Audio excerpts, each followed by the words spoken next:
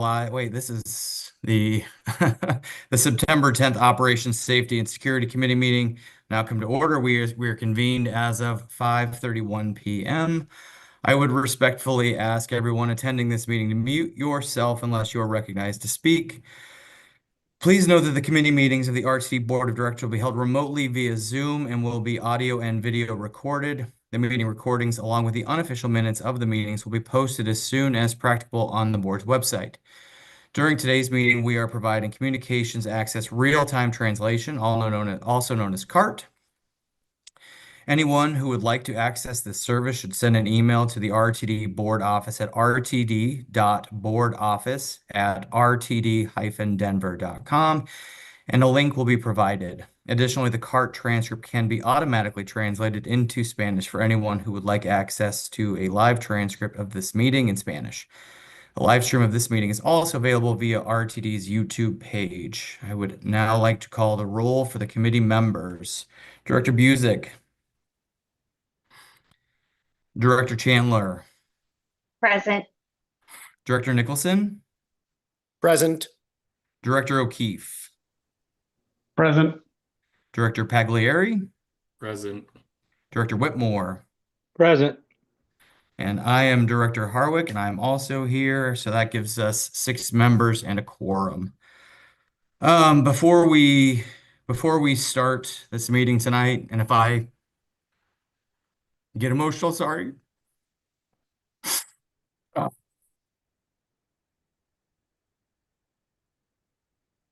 The Operations Safety and Security Committee of RTD extends our heartfelt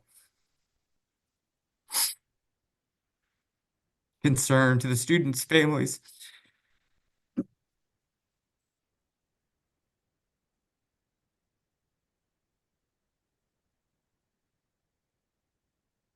and staff at Evergreen High School.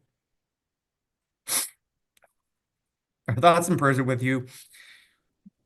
We strongly denounce all forms of violence in a time when incidents across our nation and here in Colorado remind us of our shared vulnerability. We also want to affirm our shared humanity. The OSS committee remains committed to working closely with the RTD police, community partners, and neighboring jurisdictions to safeguard our customers and communities. This is a moment for all of us to stay aware, care for one another, and stand together for safety and peace. Sorry. Got a wife and kid at Jeffco, so it's real close to home.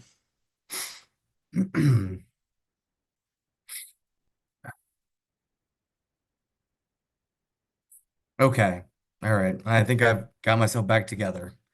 For the record, with that, I would like to open, now I'm going to open to public comment anyone who would like to address the committee regarding any topic listed in the published meeting agenda for the current and immediately preceding month. If you wish to speak and have not already done so, please raise your virtual hand or press *9 on your phone. Board Manager Kroll, if you could let me know if we have anyone that would like to speak.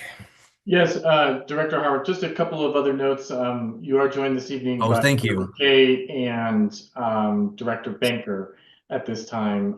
If other board members join, I will certainly note it. I believe Director Geisinger had planned to join, but I'm not sure if I see her here yet. There are a number of individuals who have indicated a desire to provide public comment by raising their hand. The first individual is James Flatham. Okay, Mr. Flatham, you are free to speak. Good evening, Director Harwick. Can everyone hear me? Yes.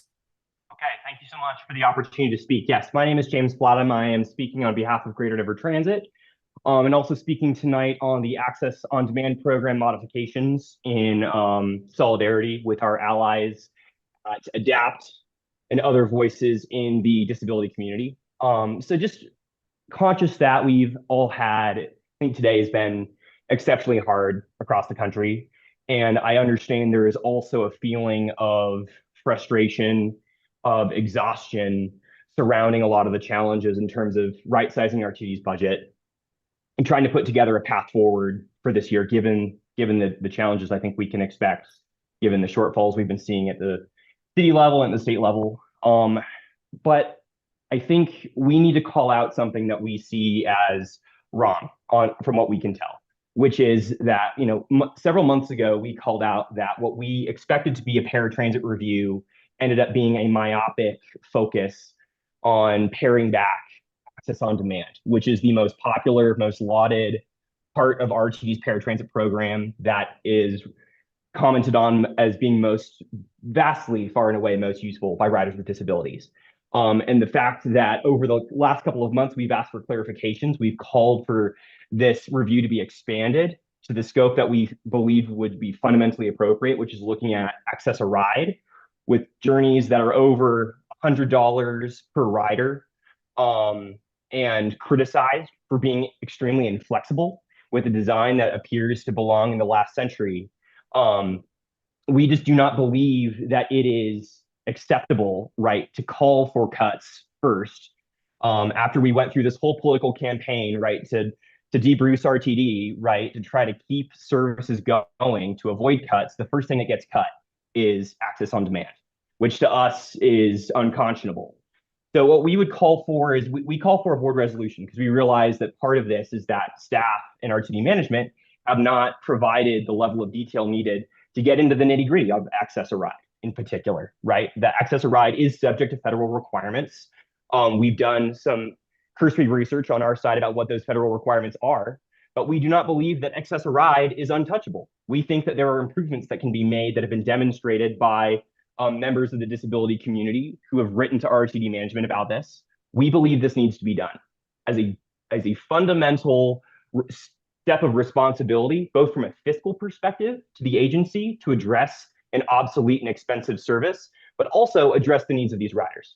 So anyway, I will yield the floor. I know there's a whole bunch of other folks who are going to convey their perspective and their experience tonight. I reaffirm they're urgent in those needs.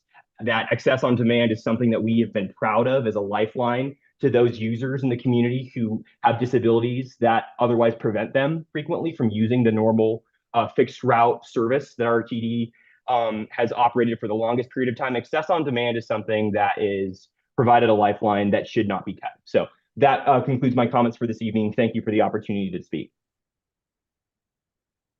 Thank you, Mr. Flatham. Board Manager Kroll, I got the time. I got another timer, so I'm good there. Who's our next speaker now? Yes, next we have, I apologize. Next we have Tim Keenan. Okay, Mr. Keenan, if you'd please state your name, then you feel free to speak. You'll have 3 minutes.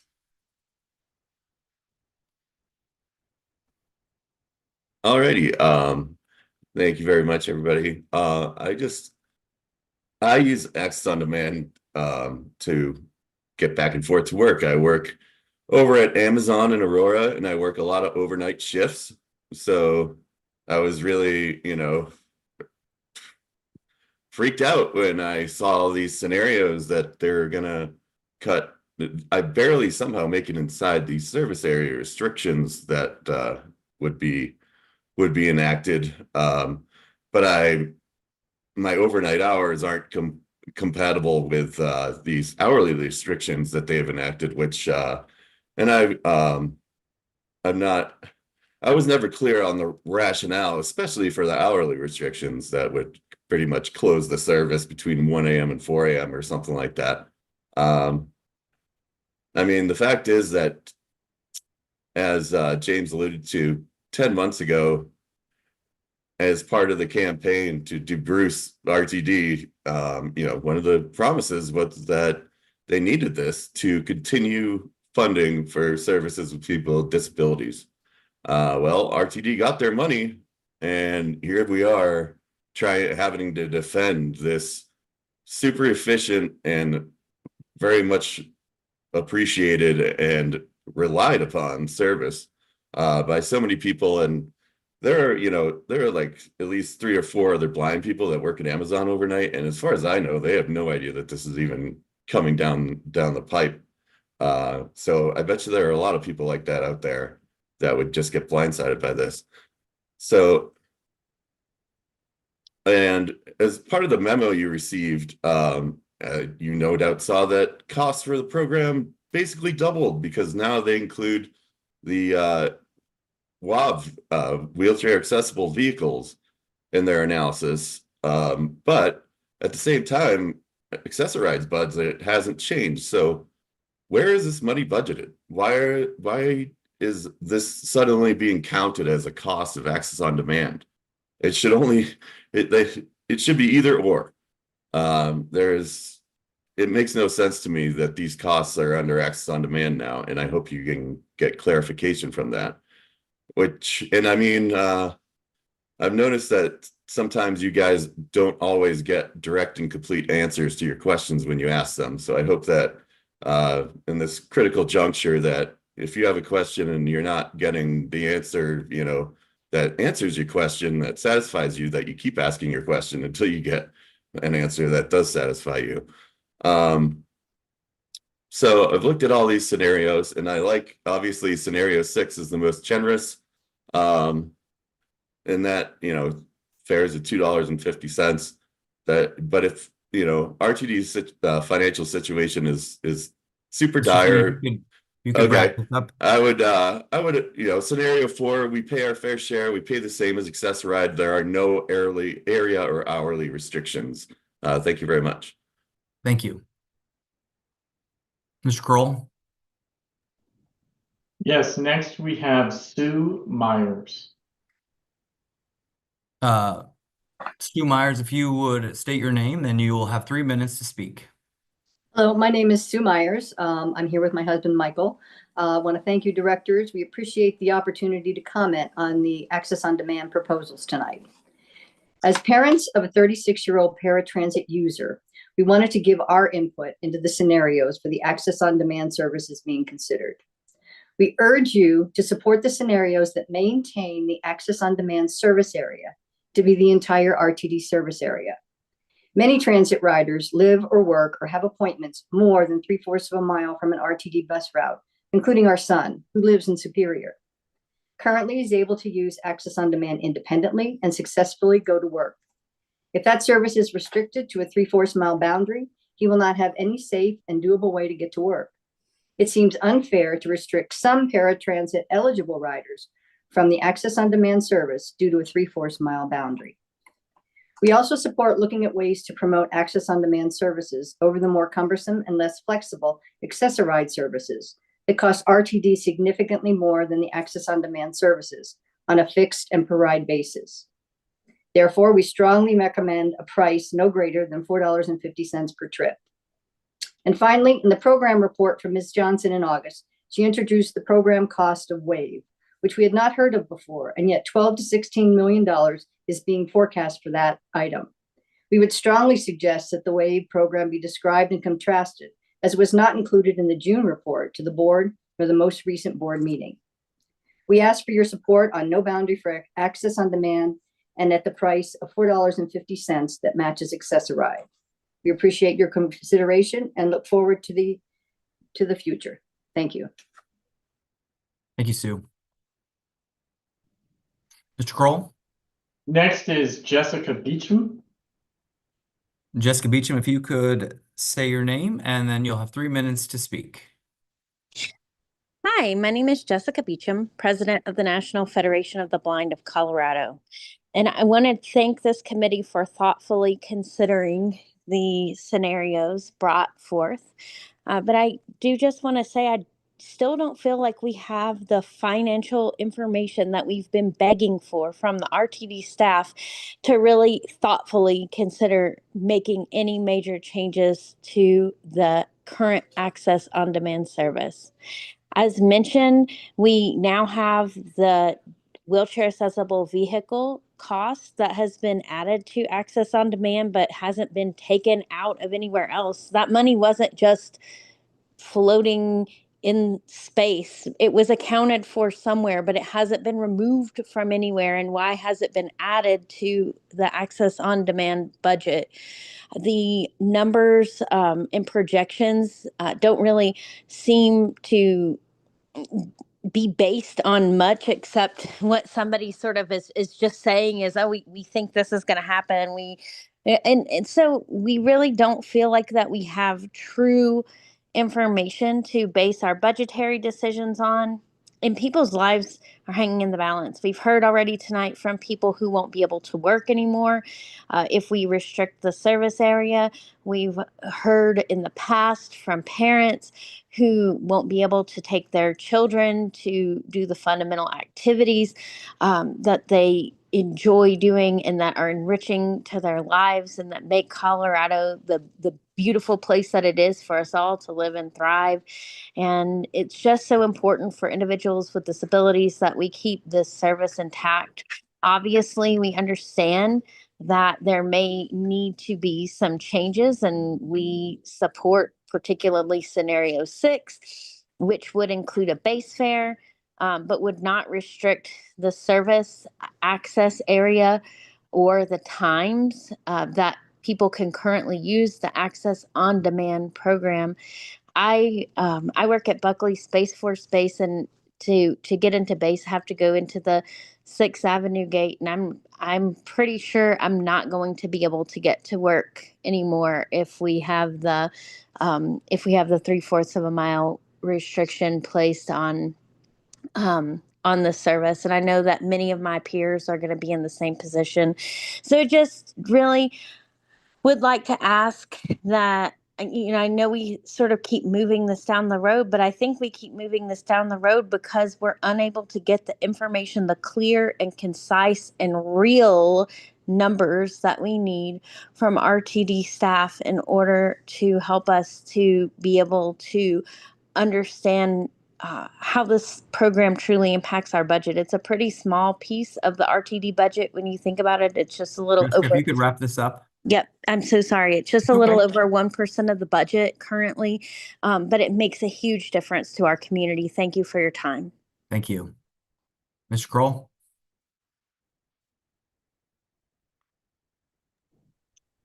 Next is Brian Gruey. Brian, if you would state your name, and then you'll have 3 minutes to speak.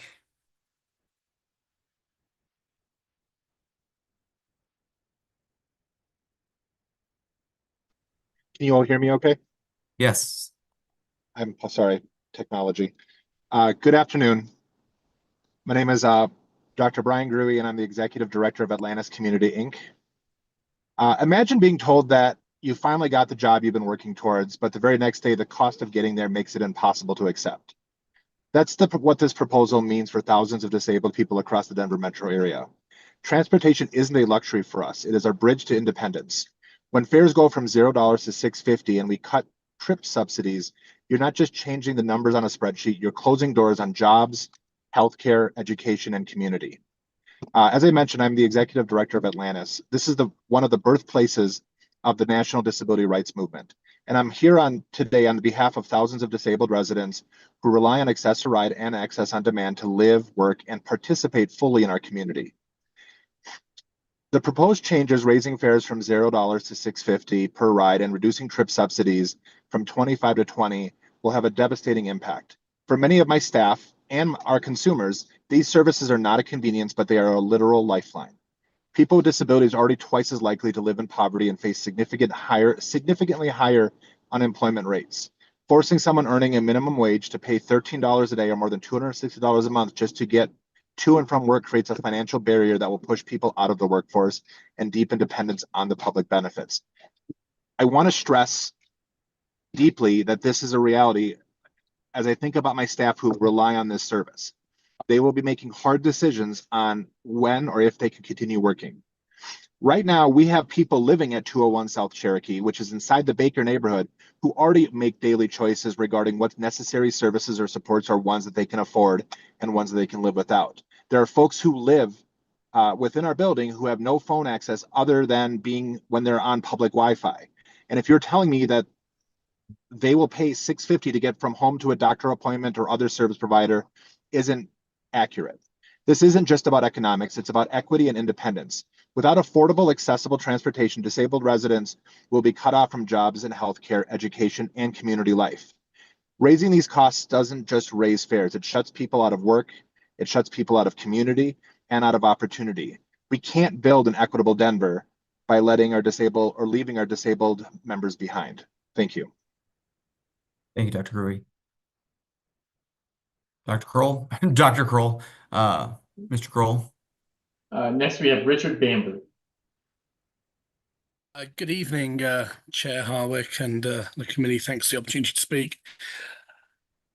When a paratransit peer review was first announced, admittedly at GDT, we seemed positive.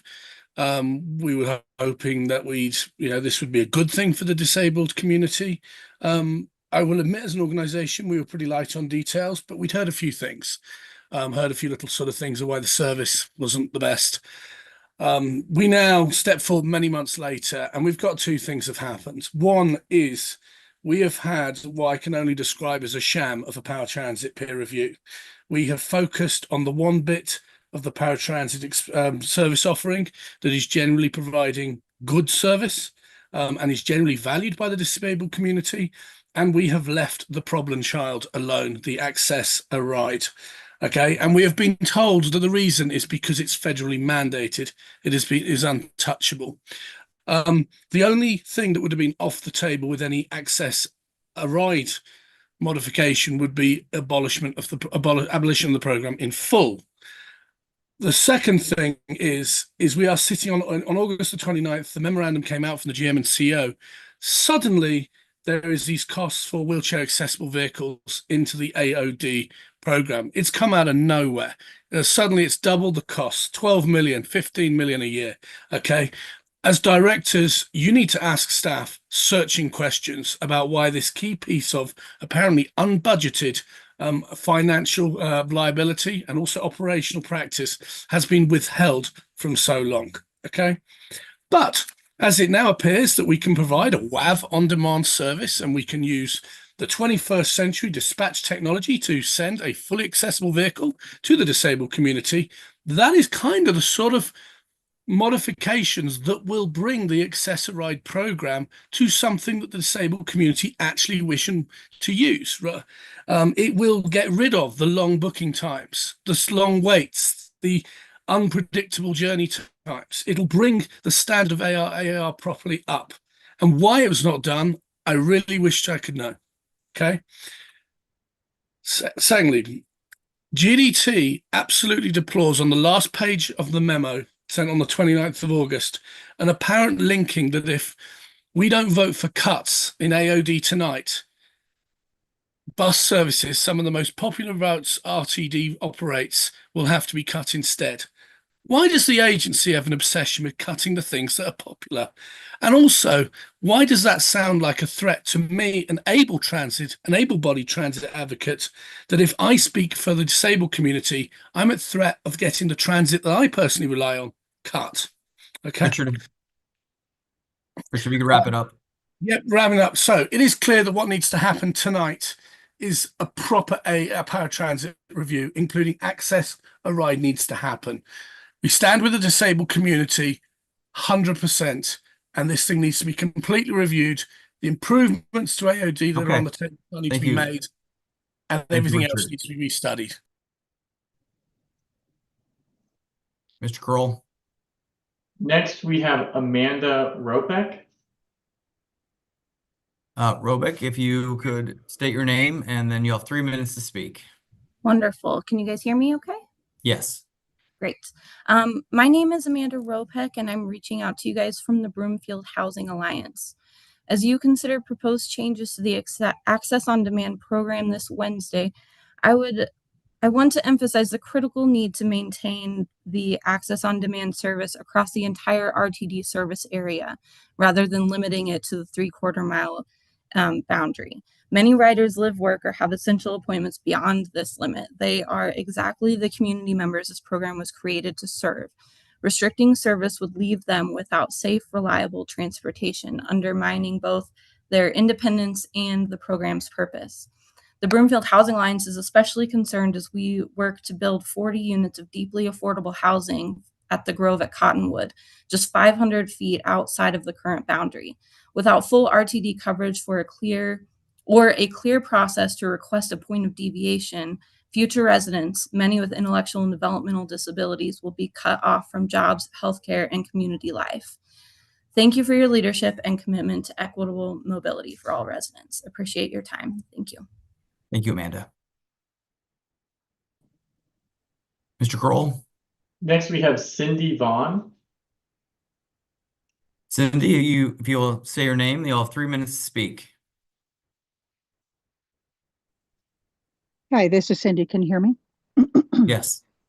Okay, so this is Cindy Vaughn. I am an individual who is deafblind, and I live in District H. This is an area that is actually pretty poorly serviced by the RTD fixed route system, as I think your director from that area can probably attest to. And yeah, that area also houses a number of individuals who are blind, and it actually includes the Center for the Blind run by the National Federation for the Blind.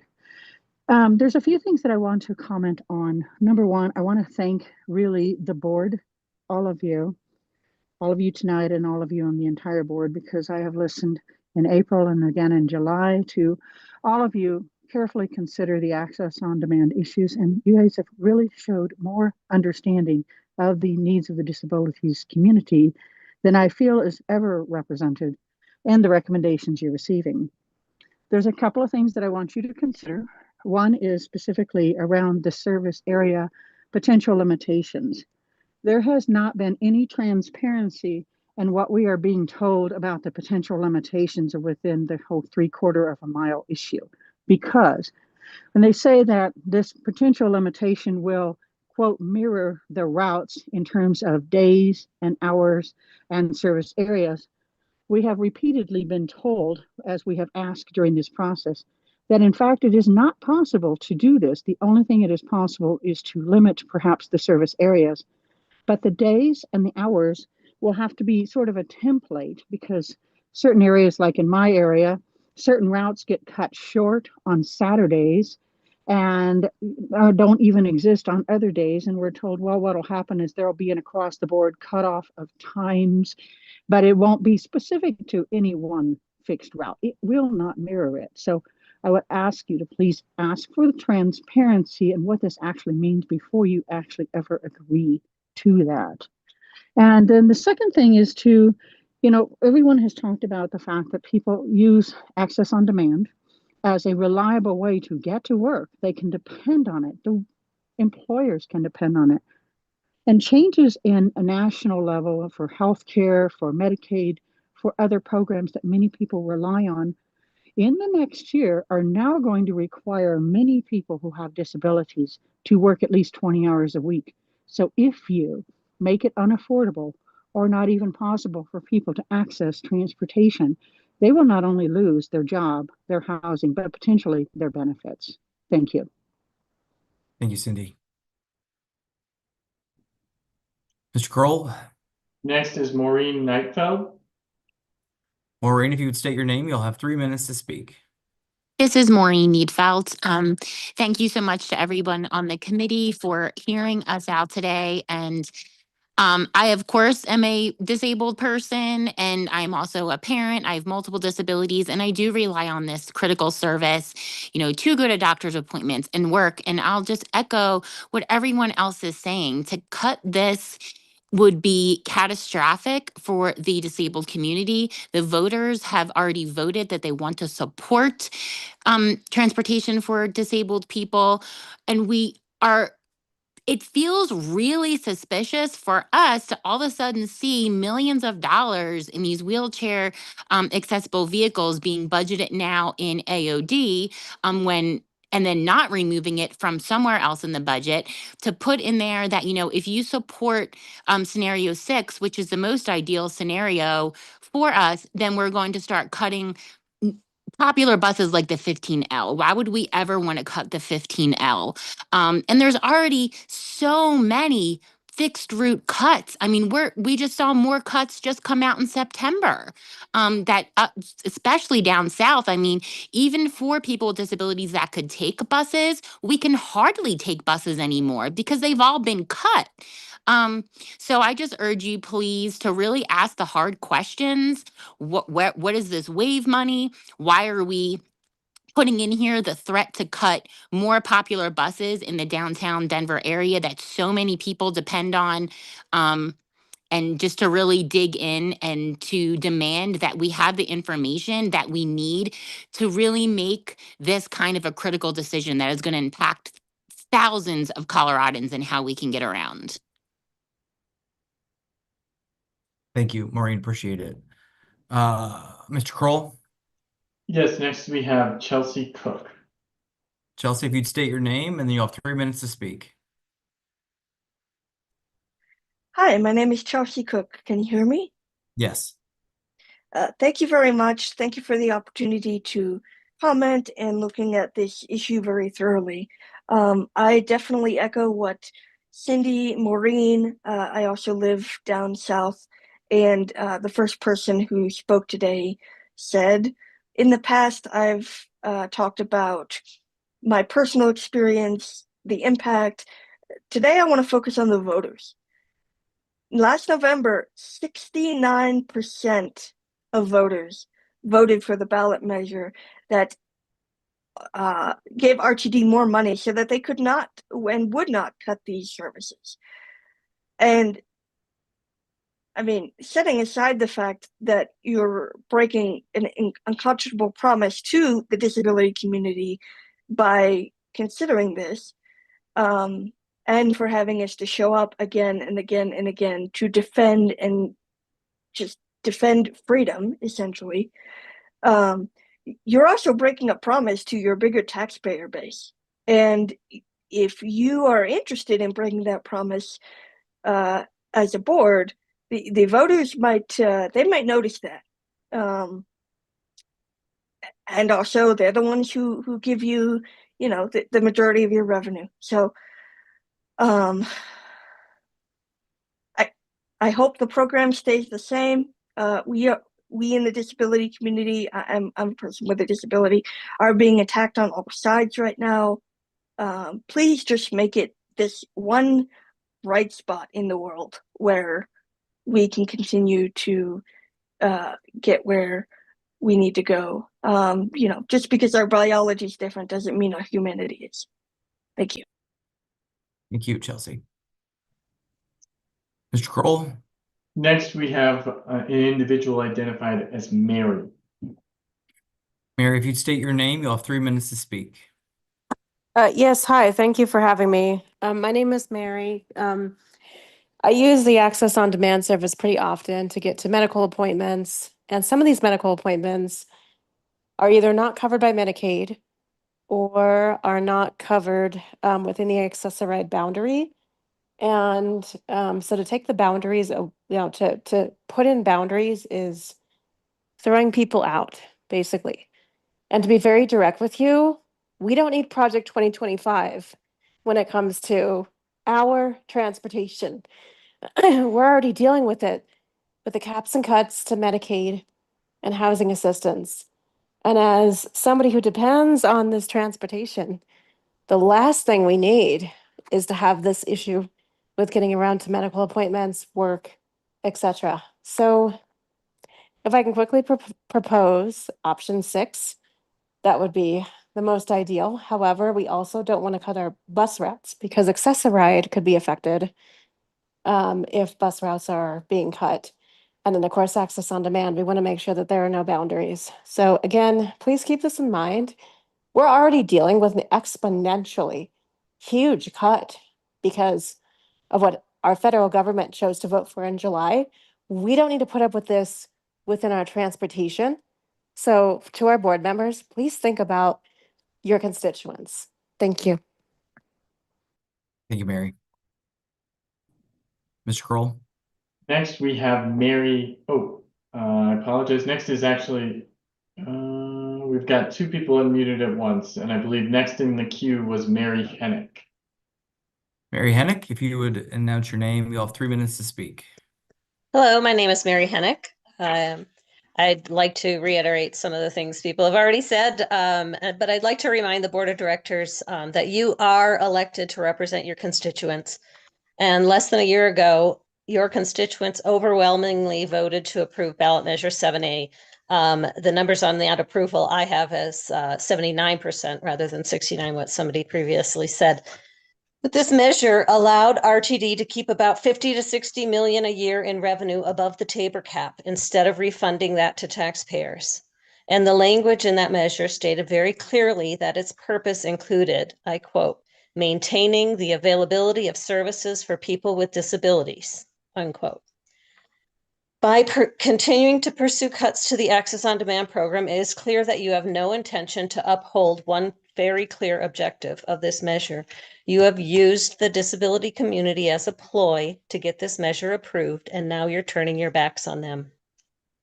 As others have said, it's very expensive being disabled, and now there are cuts coming from every direction. Housing vouchers are being cut, provider pay is being cut, and you want to cut the only means that people have of getting to and from work. People with disabilities have a hard time finding employment, and when they do, it's often at minimum wage. Where do you think they're going to get the money to pay for increased transportation costs? You're hearing different things from different people about different scenarios that would be acceptable to them. But what you don't understand is that everyone with a disability is different. Their service areas are important to some, service hours are important to some, costs are important to some, but you don't know that because you haven't done the work to find out. So people have made decisions about where they live and where they work based on having access on demand available to them. And if you approve the changes, people will lose their jobs or become isolated from their communities. There is no justification for cutting AOD, and your own projections verified that. But as others have said, when those numbers didn't support the cuts, CEO Deborah Johnson simply changed them. Suddenly, we're told AOD costs are actually twice as high as what was previously reported. You cannot just change the numbers to fit your argument. You, the board, need to do better.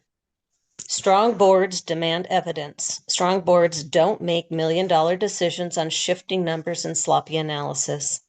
I urge you to vote no on the proposal being presented tonight and demand a thorough analysis of the entire paratransit program. Thank you. Thank you, Mary Hennick. Mr. Kroll? Yes, next, just to check here, we have about 5 individuals left who wish to provide comment that have raised their hands so far. In case the order gets diverted in some way, the intent here is to go with ADAPT, then Gabe Gates, Susan Eck, Bob Diniger, with Claudia Folska being the final speaker. So next we have ADAPT. Okay, ADAPT. You have 3 minutes. Hi, I'm Don Russell with ADAPT. To borrow a line from an earlier civil rights movement, we are sick and tired of being sick and tired. RTD is more than happy to bask in the glory of the disability rights movement, which began in Denver in 1978 under the leadership of Reverend Wade Blank and the legendary Gang of 19. This movement gave birth to ADAPT and resulted in the ADA being signed into law 12 years later. At the time, RTD was not our friend. We had to drag you into court to gain access to public transportation. Now, once again, we are sick and tired. Once again, you're effing around and you're gonna have to find out. Just 5 weeks ago, RTD put on a nice show celebrating the 35th anniversary of the ADA with members of my community as window dressing for your photo ops. My God, that's just disgusting. As GM, CEO Johnson states, you as directors are ultimately responsible for everything this agency does. If the OSS committee votes without data from a neutral impact study, you'll be on record for cutting viable programs for people with disabilities with no substantiated evidence. what? Merely staff provided assumptions that are a dangerous precedent. Yes. Our community is relying on your common sense and sound judgment. If those words don't seem familiar, do your damn job. Read my email from yesterday. Also, don't even think about dedicating Civic Center Station in Wade's name. If you don't heed our words, oh my goodness. Dawn, if you could wrap it up. I will. If you don't heed our words, we won't tolerate policies which are actually restrictions on our freedoms. You've used us for years. Now it's time to get serious. We demand an independent impact study. And we want to give a shout Okay, out. if you could wrap it. We want to give a shout out to GDT. Thank you for showing up for us. Thank you. Mr. Kroll. Yes, next we have Gabe Gates. Gabe Gates, if you'd say your name, and you have 3 minutes to speak. Yes, this is Gabe Gates. Can you hear me? Yes. Hi, thank you for this opportunity to speak. I had put together some talking points before this meeting, but after I heard the genuine empathy expressed about the victims and the family of the victims at the shooting at Evergreen, I threw all that out. And everybody here has poured out their hearts to talk about how much the Access on Demand program has meant to them and what it means in their lives, the careers, the recreation, all that stuff. They've poured out their hearts to always end up meeting resistance. Just imagine how many times over the many years and decades that the disability community has came to say something, speak about something, to only be met with resistance. I work as a director of disability support services at Front Range Community College, and I can tell you everything with my expansive knowledge about ADA, 504, laws, policy, and how that might relate to transportation services. But as a person who was blind, I believe I can also speak on behalf of everybody. I'm proud to be living in the Denver metro area because of Denver's RTA transit and paratransit services programs to include the rideshare options. You know, as much as I know about disability law and stuff like that, in the field that I work, my leadership, I've come to realize that it's not my students who care about how much I know. They want to know that I care. So this evening, I'm asking that the board, whatever decision you make moving forward with the Access on Demand program, that you make that decision with your hearts. Thank you. Thank you, Gabe. Mr. Kroll. Next is Bob Diniger. Bob, if you could please state your name, you have 3 minutes to speak. Hi, this is Bob Diniger. Can you hear me okay? Yes. Thanks. Director Harwick, I'm grateful for your heartfelt expression of the pain reverberating in all our hearts this evening. Members of the OSS committee, I like to believe each of you are caring, compassionate humans. I suspect some degree of fatigue has set in regards the important work before you tonight. To my mind, the most important task before you have to do with paratransit, particularly access on demand. I'd like to remind you that fatigue is an impairment. It's illegal to operate a motor vehicle while impaired. Please don't fall asleep at the wheel on having an independent impact study done. I know you think your work is done. It's not. Slow down. Pay attention. This agency has very few proud moments to celebrate. Harming the most vulnerable among us by turning a deaf ear to the expressed needs of the disability community will be a stain on your reputations and careers. I'm here to let you know this community will see to that. Thank you. Thank you, Bob. Next is Sylvia Vigil. Sylvia, if you'd announce your name, you'll have 3 minutes to speak. Hi, my name is Sylvia Behill. I'm a proud citizen of Littleton, Colorado. I'm a user of the RTD Access on Demand. I use it to go to appointments, also to work. I also use Access-a-Ride when needed, although there are two differences with Access-a-Ride and Access on Demand that you really have to look at, I think. Although both of them are ways of transporting people to places that they have to go, they have very different ways of doing so and very different policies. One thing I think we need to look at is Access-a-Ride. Helpful, yes, but it can also be a pain because you have to call in 24 hours. You have a wait time of an hour or so before you could get picked up. Sometimes I've even got left because I had to go to the bathroom. You know, that's ridiculous. Not to mention when I was at work, I got off at 2:00. It took me 2.5 hours to get home because of all the other pickups and drop-offs.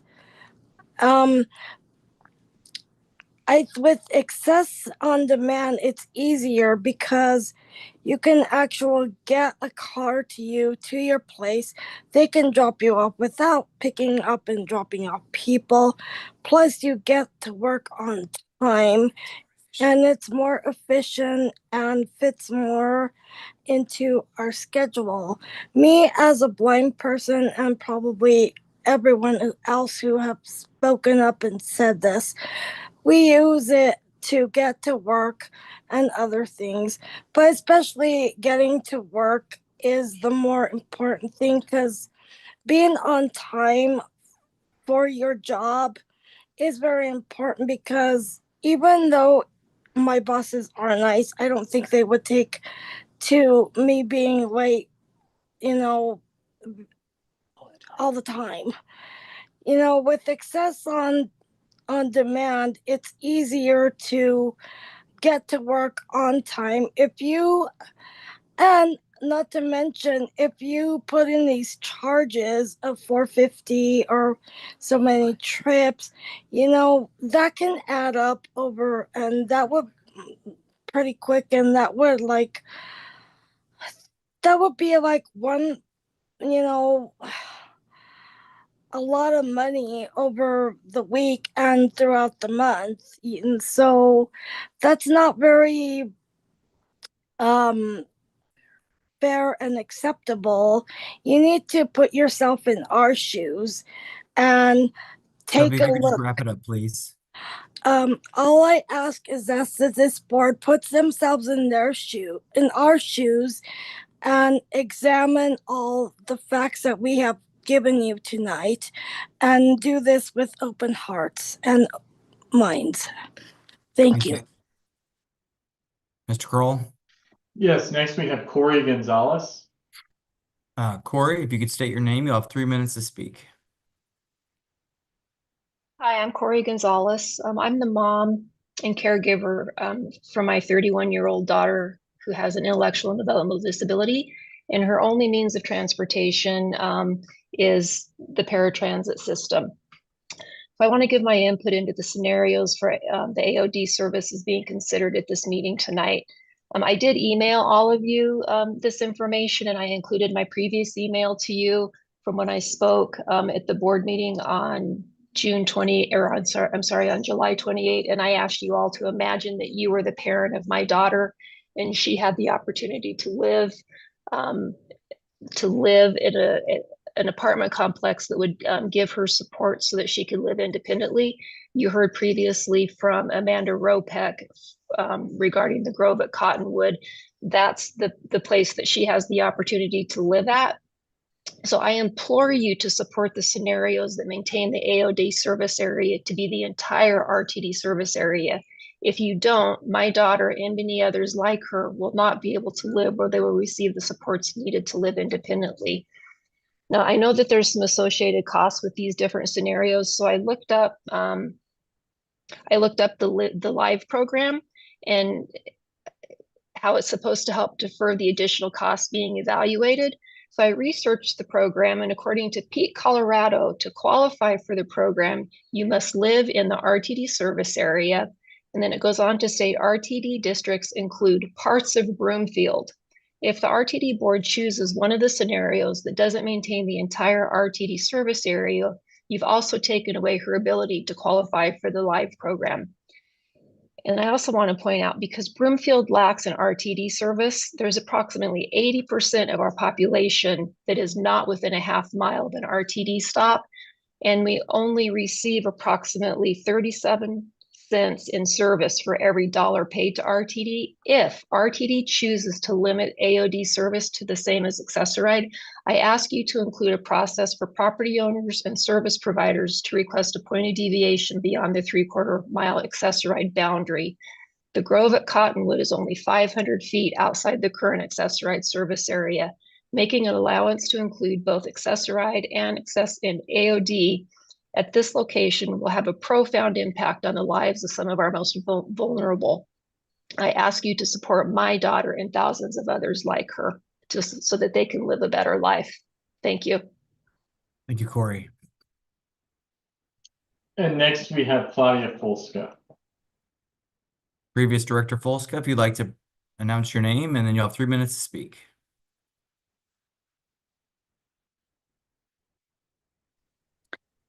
Hello, can you hear me? Yes. My name is Dr. Claudia Folska, former Director of District D for RTD for 8 years. You know, so many times we have come here. I think it's now 18 months that we've been coming to provide input for public participation. And, you know, I find it to be really deeply troubling, humiliating, and difficult for all of us to keep coming back and talking to you over and over to use your common sense. Also, during my tenure on the board of directors and after that, we have asked you, staff, to improve Access-a-Ride. And then what we had was Access-a-Cab that eventually evolved into Access on Demand. And then, lo and behold, out of nowhere, we find out about the Wave service, and might call it Wave on Demand. Fabulous. You have finally figured out how to provide perfect, wonderful, great service in real time to everyone that meets their needs. And yet you're clinging to Access-a-Ride that is old, antiquated, doesn't serve anybody, doesn't serve the people, you've heard that tonight, that use it. It doesn't serve the taxpayer because the subsidy per boarding, no matter how many people are on that vehicle, each one, RTD is paying TransDev $106, while also providing them the vehicle as a pass-through for $1 a year. Also providing them the fuel, a pass-through. I'm not sure if that's in your budget as well, but that's a lot of money. According to the numbers that staff has provided you board members, it's costing you $53 million a year. Suppose you had $100 in your pocket, 5 $20 bills. And suppose you could just use 20 to get around town in a reasonable, humane, on-demand way, whether it's Wave or Access on Demand. Or would you prefer to use an inferior 35-year-old out-of-date service for $100? Use your common sense. It is a false premise for anyone on this call, for staff, and in particular for you board members to think that you need to do any one of these scenarios. You can reject all of them, and I urge you to reject all of them tonight.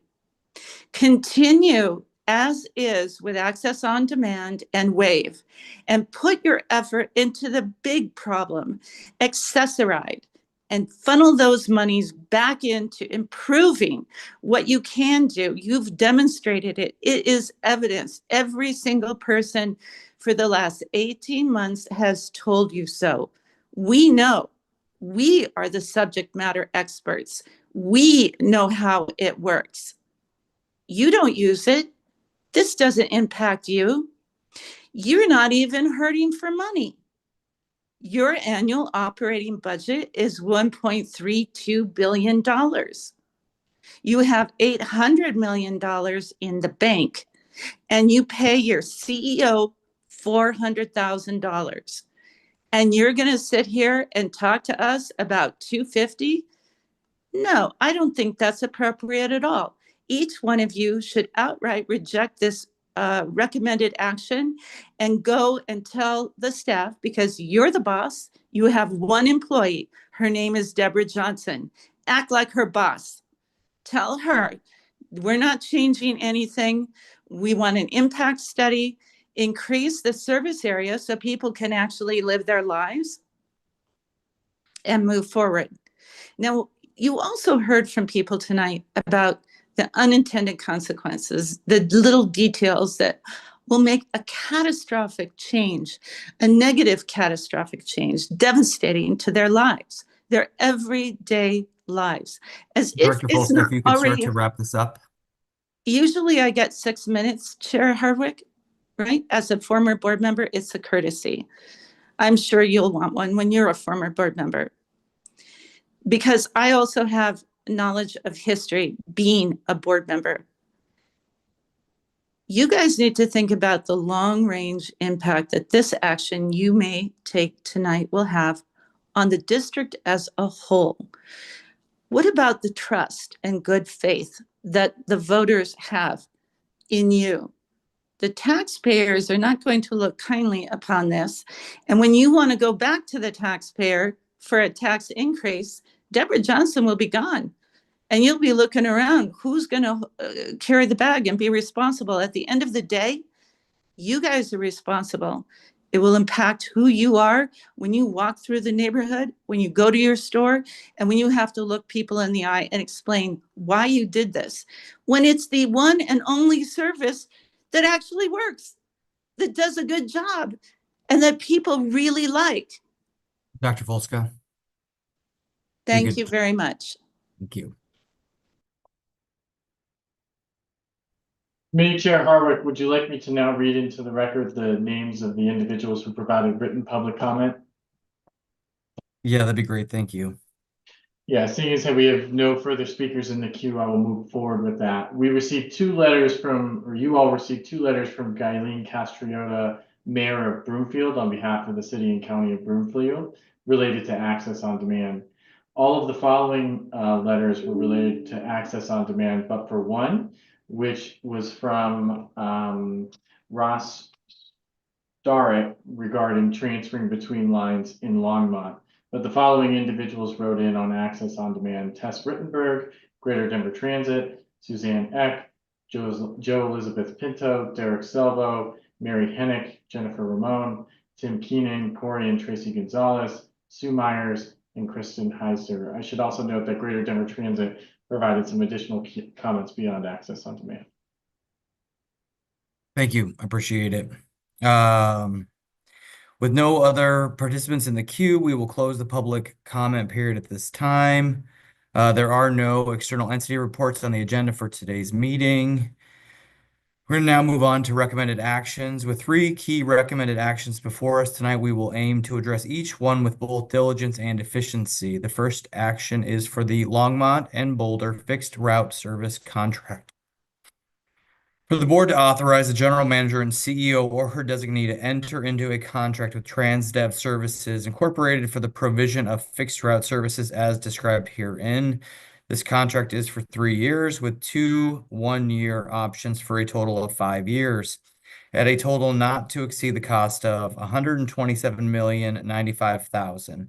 Additionally, RTD will reimburse the contractor's direct fuel costs in an amount estimated to be $11,955,000 over 5 years. The total 5-year not to exceed cost for services and fuel is $139,050,000. Do we have a motion? So moved, Whitmore. Second. I hear Director Whitmore is our mover and Nicholson is our second. I would ask Aaron Vallejo, Acting Deputy Assistant General Manager, Bus Operations, to present this item to the committee.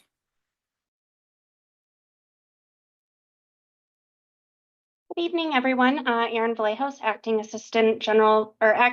Deputy Assistant General Manager of Bus Operations. My apologies, got hung up on my own title. We did have a discussion item about this back in July, and so as is outlined in the board report, we are recommending moving forward with Transdev, which is the current provider of our Longmont and Boulder service, which is primarily where these services are operated. I think, again, I don't have much to add. I think the board report is pretty self-explanatory, but I'm happy to answer any questions.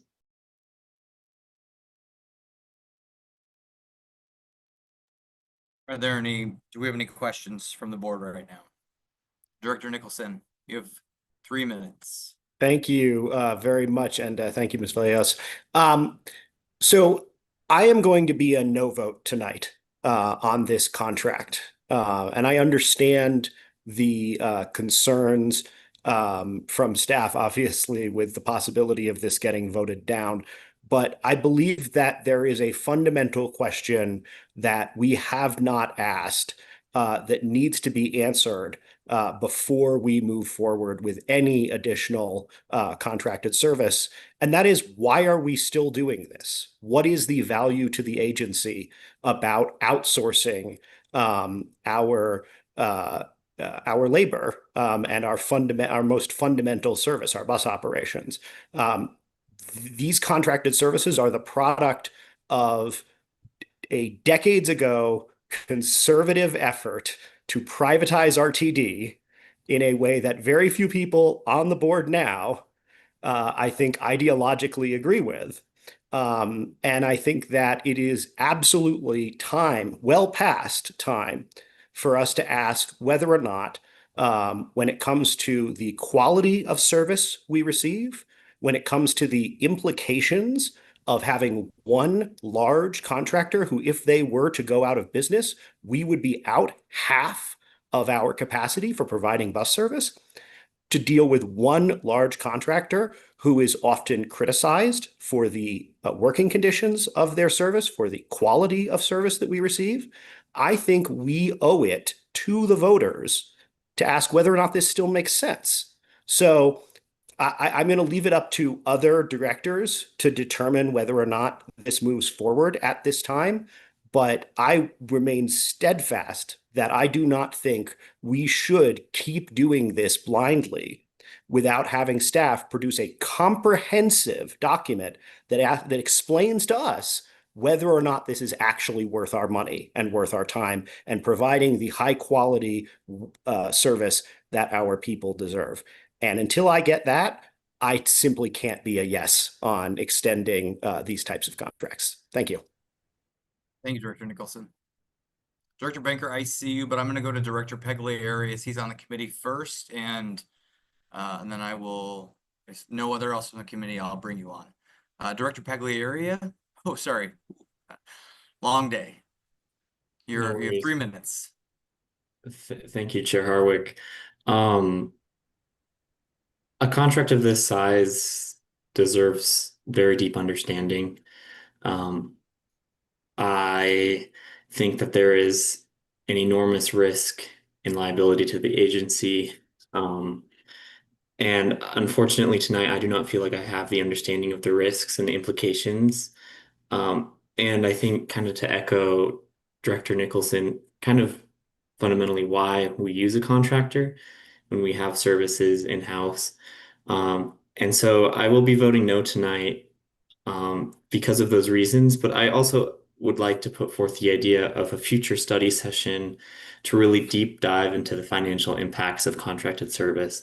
I would like to understand in the future really how much money we save or don't save, and really the risk of the agency as well, and understanding, how many people can bid on this if TransDev is the only competitor or only operator of this size in the state of Colorado.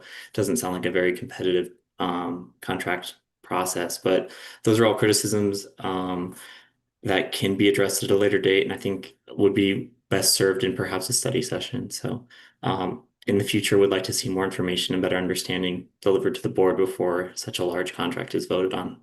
Thank you. Thank you, Director Pagliari. Director O'Keefe. Thank you, Mr. Chairman. Question for staff. How many bidders or how many bids did we receive for this route? Was it just TransDev or do we have multiple bidders? Mr. Chair, if I may. Please. It is my understanding that it was TransDev solely.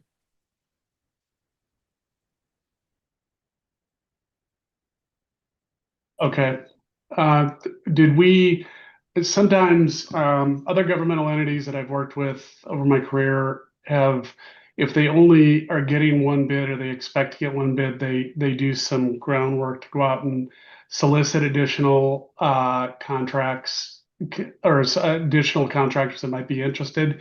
Did we do any of that, or was this just an RFP that went out in the street? We got one bid and it could be, people didn't have the availability to do it, or it could be that people see a moat around RTD that TransDev has with scale that they just don't bid. I mean, I personally have done both, right?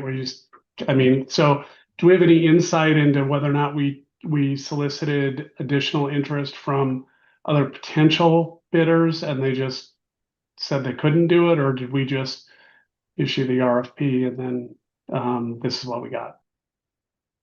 GM Johnson, go ahead. Thank you very kindly. You're ready to Thank go. you. Go ahead. Thank you. I was contacted about the potential of this solicitation beforehand, before it was active. And the potential other bidder at the time did not put forward a proposal. Okay, thank you.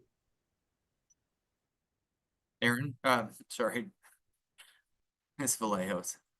Not a problem. So I do want to note this was published using our online solicitation platform, and I'm sorry, I'm reading numbers, so looking over here. But through that online solicitation, it was a pretty comprehensive process. There were over 2,600 firms that were notified of the RFP. 881 viewed the requirements, and there were 54 firms that downloaded the solicitation. So there was quite a great deal of visibility for the RFP itself. So just wanted to note that while it wasn't included as specifics within the board report, there was a lot of interest. And GM CEO Johnson, I would like to take the opportunity, I should have raised my hand earlier, just in response to some of the questions about the contractor themselves. I will note that the contractor has performed well. They are meeting many of our performance requirements. And so this contractor has shown solid performance that would be in line with our expectations of our contractors and RTD. Thank you. Director Nicholson, I see you, but I'm gonna go to Director Banker and then I'll come back to you after that. Director Banker, you have 3 minutes. Thank you very much, Mr. Chair. It's nice to see everybody this evening. I completely agree with what Director Nicholson had said previously. Back in the days when I first served on RTD, I worked closely with the union to try to actually limit the amount of privatization that was going on in RTD. And when I came back this time around to see such high privatization numbers, I was pretty surprised. When this comes before the board, I will be voting with Director Nicholson. I will be a no vote. I do believe, one, you need competition, but more important, I believe we need to bring some a lot of this service back inside to RTD. And I would like to see our own employees do it. Just a suggestion, I know I'm not a committee member, so I can't make a motion, of course, but maybe we would go forward with this contract for 1 year and do some research, learn about privatization. And once the board is up to date, we understand what we're getting into, then perhaps we could go with another contract. So thank you for the opportunity. Thank you. Good evening.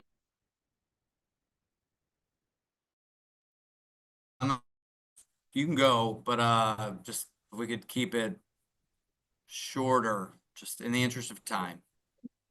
This is an important contract, but I understand. I have a question for Ms. Vallejos, actually.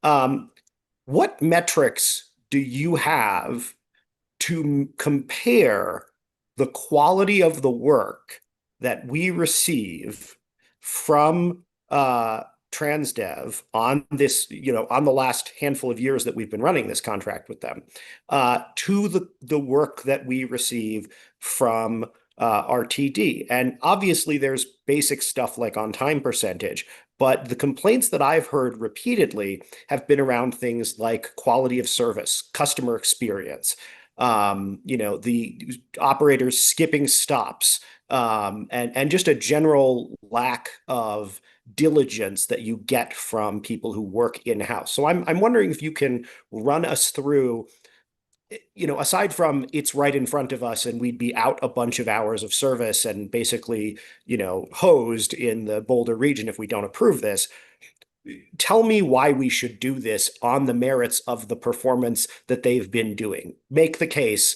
for why this is worth doing.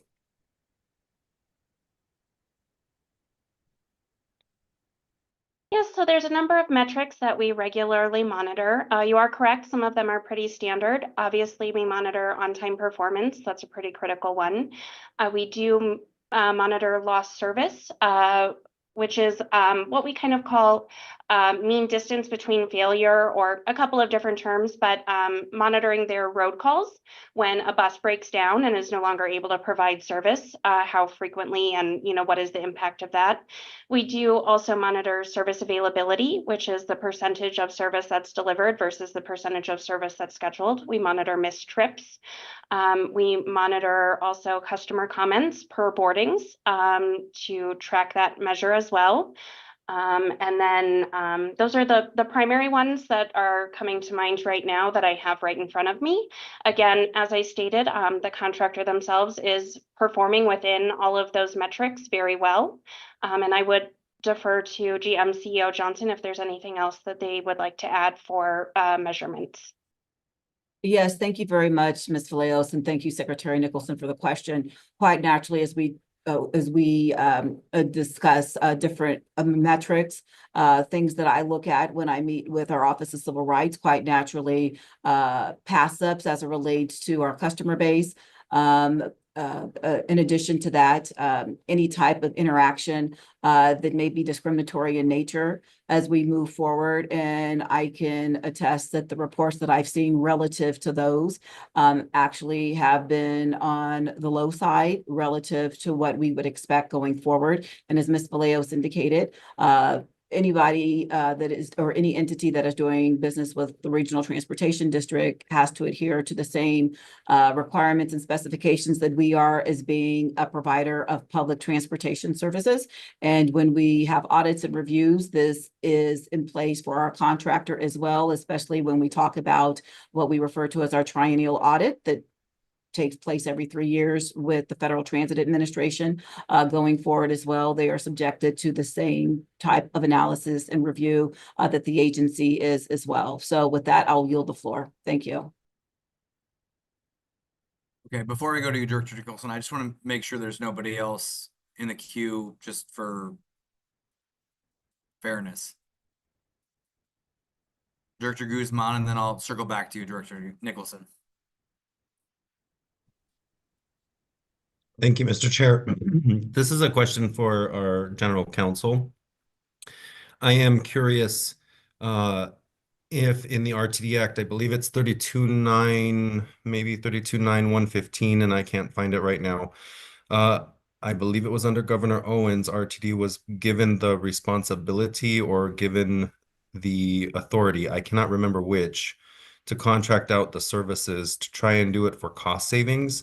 There was a requirement originally about how much we were to contract out. Does that still exist in the statute? Mr. Chair, if I may. Please. So yes, Director Guzman, you're correct. Over the years, the statutory provision that has to do with contracted services has changed. The current statute right now doesn't require, but authorizes RTD to engage in contracted services up to 58% for its services for bus. Thank you. That satisfies my inquiry. You're welcome. Okay. Director Nicholson, you have the floor again. Thank you. One simple final question.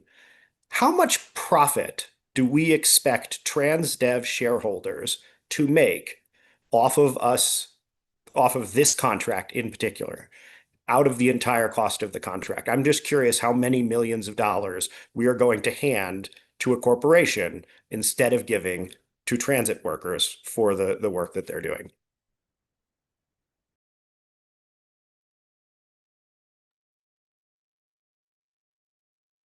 GM Johnson. Yes, recognizing the question you pose, I think it'd be most prudent that we would circle back because we could provide some kind of guesstimate, but I don't think that would bode well with the board. So happy to engage with my team and address that question more diligently in the very near term. Thank you. Director Chandler. Once again, Director Nicholson, I would ask that you would not assume that making a profit for a company is a bad thing. TransDev does produce a service, and quite frankly, they produce a service that RTD finds adequate, if not exceptional, in all of the metrics that have been asked to provide. And because they are providing that service, they deserve to be paid for that service as per their contract. And it should not be assumed that by making a profit that anybody is doing anything nefarious. So once again, Director Nicholson, I would ask that you would be softer in your language and recognize that they deserve to be paid fairly as well. And that is per their contract. And so I just would caution you, especially in the light of the future where we are going to try to request additional input from other agencies that might want to bid, that we as an agency do not come across that we are trying to be negative towards outside businesses here in the Denver metro area. So thank you. Thank you, Director Chandler. Director Nicholson, I will, within reason, but you're on a, just be within reason, please. Sure. So I do not have any problem with us paying for services from private companies. To be clear, we do that for a lot of things. We do not do everything in-house. The question was simply, what is the profit margin on this contract, or what is the profit margin on the previous contract, if that's easier to calculate? And so, yeah, I would just ask GMCEO Johnson to have that number for, by the board meeting so that we can talk about that number in the board meeting and what that actually looks like. So I appreciate you giving me the latitude, Chair. Director O'Keefe. Mr. Chair, I just wanted to express I'm concerned less about the private sector performing this work in this case. What I'm concerned about is this is a really big contract to have one bid on, and we have got to do something different to solicit more competition. And I don't know what that is. And honestly, I spent more time on Access on Demand than I did on this particular issue. So that's my fault today. I'm a yes vote to move it on, but I reserve the right to. I want to read the documents again and perhaps ask some questions. But I mean, this is a massive part of our spend, and not getting a competitive bid is almost reason to go out and re-procure for the size of it. In fact, that if I was an owner's rep on this, I would re-procure and I would restructure the contract, because it's just simply too big to have a single bidder on, no matter how much outreach we did. I mean, the bidder community is crazy. They have all sorts of reasons why they don't bid, and that's fine. That's their problem. Our problem is not getting a competitive bid. And so I think we need to look at how the work was structured, what incentives we're putting on the table to bring in someone, because I'm afraid that everyone's looking at RTD and sees a big transdev moat around it, and they're not offering a bid, and we need to break through with that reality. So I'm a yes to go forward with a reserve the right to be a pain in the ass and change my vote in the future. Okay. I see no other directors, and I know there are no votes. So now I'm going to do a roll call. Director Busick is not here. So first we have Director Chandler. How do you vote? Yes. Director Nicholson? No. Director O'Keefe? Yes. Director Pagliari? No. Director Whitmore? Yes. And I'm Director Harwick, and I'm also a yes. This passes 4 yeses and 2 nos. Give me a second while I get back into my notes. Okay. So our second action item tonight is to approve modifications to our Access on Demand program. Before I ask for a motion on this item so we can commence our formal debate, I want to share a bit of background on this topic and outline our path to debating this item tonight. The Access on Demand program was launched as a pilot program in limited zip codes within the RTD service area December of 2020 as an innovative approach to serving paratransit eligible customers. Over the next year or so, the pilot was steadily grew until March of 2022 when the program was expanded to customers in all zip codes of the district. It is a popular, really, really popular program. It's growing with a growing customer base, and I believe that it is one of the most innovative efforts at RTD. Staff's work to establish the program and its subsequent growth should be commended. For the last 19 months, going back to February of 2024, our board of directors meetings have included a steady stream of public comment from the Access on Demand customers related to the program's parameters and potential changes to those parameters. Also in February of 2024, General Manager and CEO Johnson commissioned a paratransit peer review to review all paratransit programs, including Access on Demand, and issue a set of recommendations. That report was presented to this committee in September of 2024. Since that time, we have formally placed Access on Demand related items on a committee agenda or a full board meeting agenda over a dozen times, with the latest, of course, coming during our July meeting cycle. As a board, it is our job to set policy for the agency, and the time has come for us to set our policy on Access on Demand and move forward. As with any element of our operations, the agency will continue to monitor the performance of Access on Demand program and continue to seek feedback from the program's customers. The decisions we make today and later this month at the full board meeting will guide the program moving forward. But these decisions are not etched in stone. We can and will revisit the program's parameters, fare structure, etc., should the need arise. And that is no different from how we revisit from time to time other services and other service parameters provided by this agency.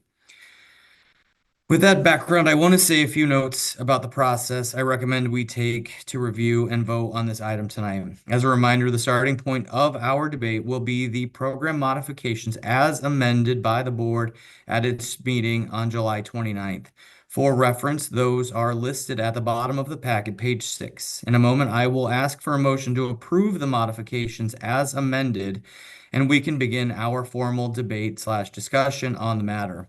Before I do that, I want to acknowledge that staff has included their recommendations for our consideration. Those are listed on packet page 18 and reflect staff's recommendations to this committee presented to us just a couple of months ago on July 16th. While we approved those recommendations with a slight modification from Director Nicholson on a vote of 5-2, the modifications were later significantly amended following the extensive public comment at our board meeting on July 29th. Since then, staff worked diligently to analyze cost estimates for various program scenarios, and the packet includes a memo issued to the board on August 29th. That memo appears on page 8 through 17 of the packet. Finally, following many in-depth conversations with staff members of the community and my colleagues on this committee, I requested an additional scenario be analyzed, one that I believe reflects a fair, balanced approach to setting parameters for the program. Information from that scenario analysis was distributed to you all yesterday for your consideration and review. After the motion is introduced to approve the program modifications, I intend to introduce a motion to substitute the program modifications as approved by the board on July 29th with the program modifications I worked to develop and which I believe to be a good compromise. At that point, we will debate the merits of my proposal. Should my proposal be approved, we will then vote to send the modifications to the full board for approval. And just as I'm just going to take a little bit of privilege here beyond this and just say, this has been extremely enlightening. This is a very, this hits close to home for a lot of us. I have friends that will be impacted by this. I have a friend in a wheelchair, other friend that works at King Soopers on a very low wage. So these things they're not lost on me, and I know they're not lost on all of our fellow board members. When I think about this and I think about when this was set up and it being set up as a free program, while admirable, I think in the end has really set us in a really hard spot, because we do run fare free for youth, but the buses keep running whether or not the kids are on it. And this is different. This is different. We have to operate this. We have to fund, we have to pay for this. And so being set at 0 just really puts us all in a very tough spot. And while I wish that there was a way to keep that going, like it's just not financially feasible as we head into a tough financial situation, which the whole country is heading into as well. Lastly, I hear you on Access-a-Ride. I hear you on the way vehicles, and it's my intention to really look next year at Access-a-Ride, FlexRide, AOD, and also the partnership on-demand programs that we run. They're not exactly the same by any stretch of the imagination, but they are similar. And I think it's really in our best benefit to look at those programs and see where there's similarities, where there are differences, where costs are correct, where they might be higher than we would prefer. And so you have my word that I'm going to pursue that next year to really look at how we do that and really look at them together. So with that being said, I will now ask for the following motion for the Board of Directors to approve modifications to the supplemental premium access on-demand AOD service for RTD's paratransit customers as amended and described herein, effective October 1st, 2025. Do we have a motion? So moved.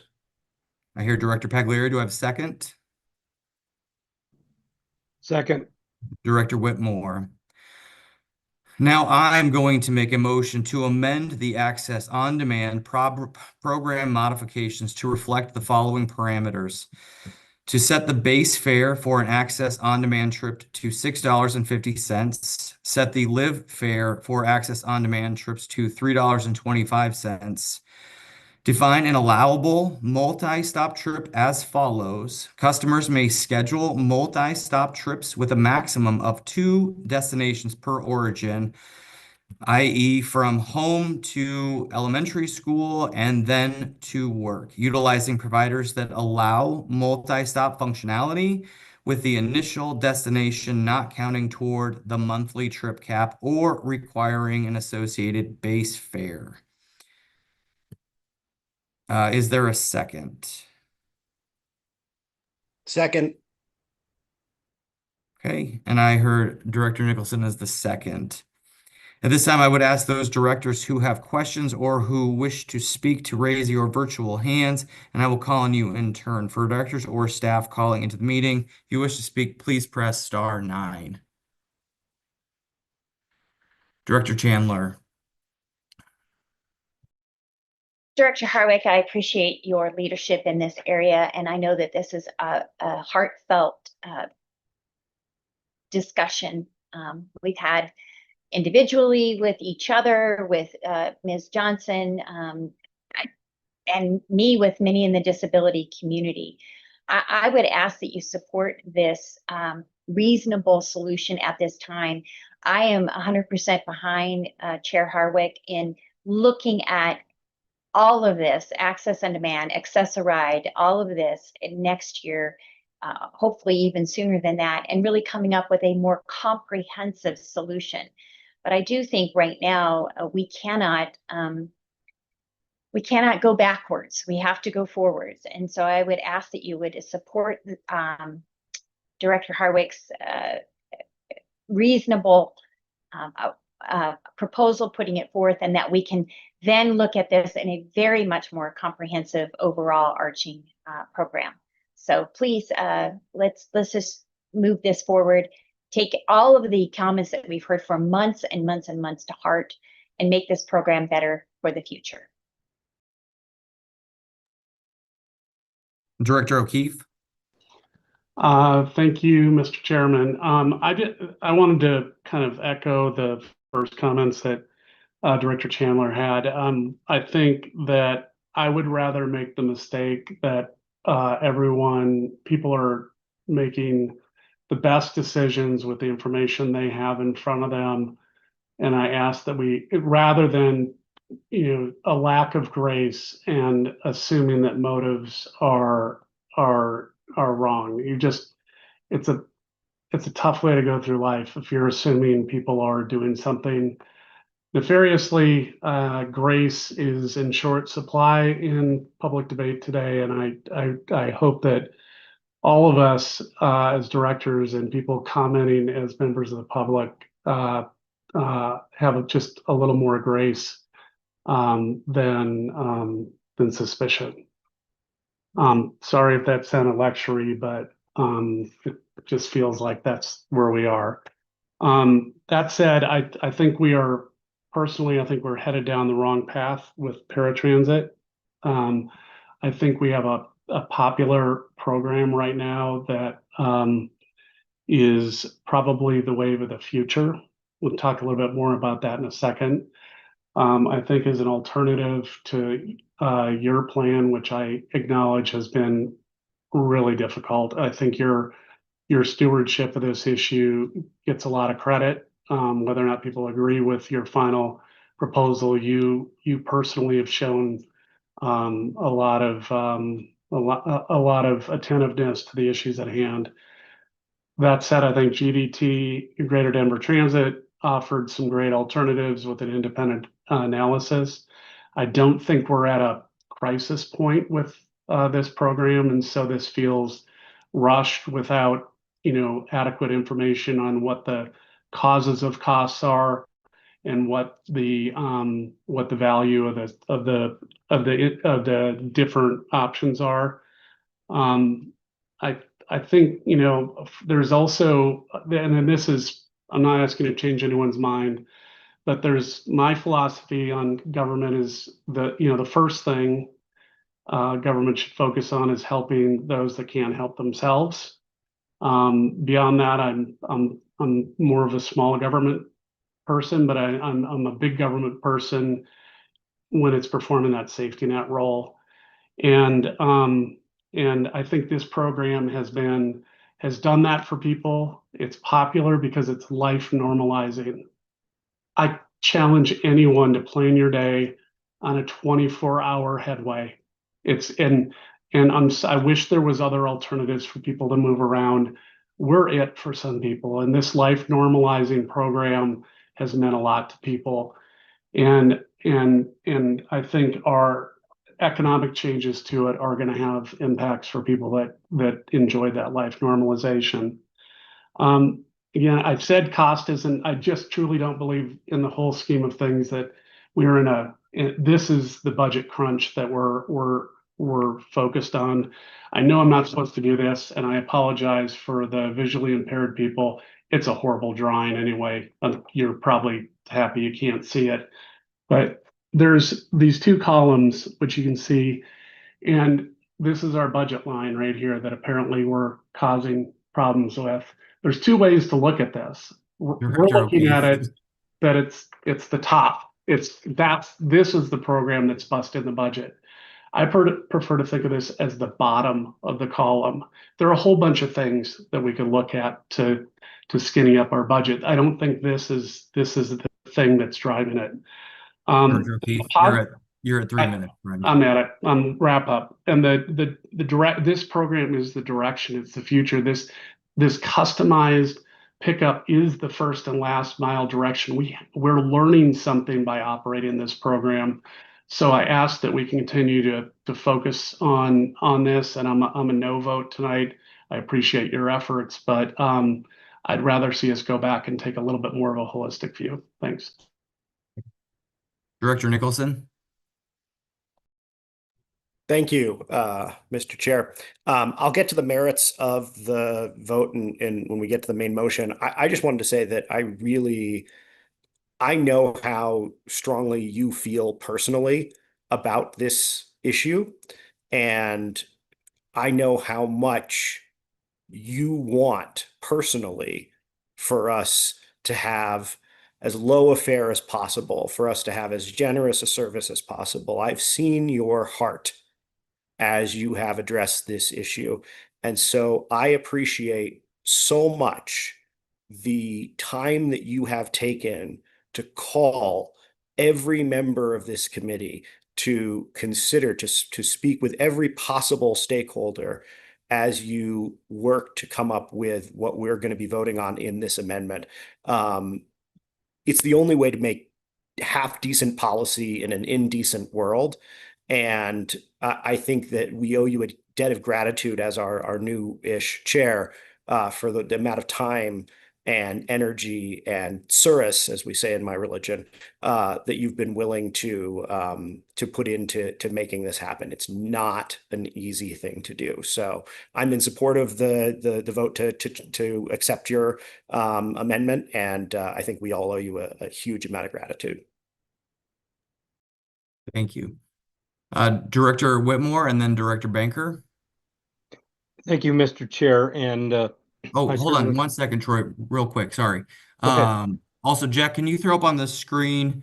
Can you throw up the amendment and then also the comparison? Sure, I will.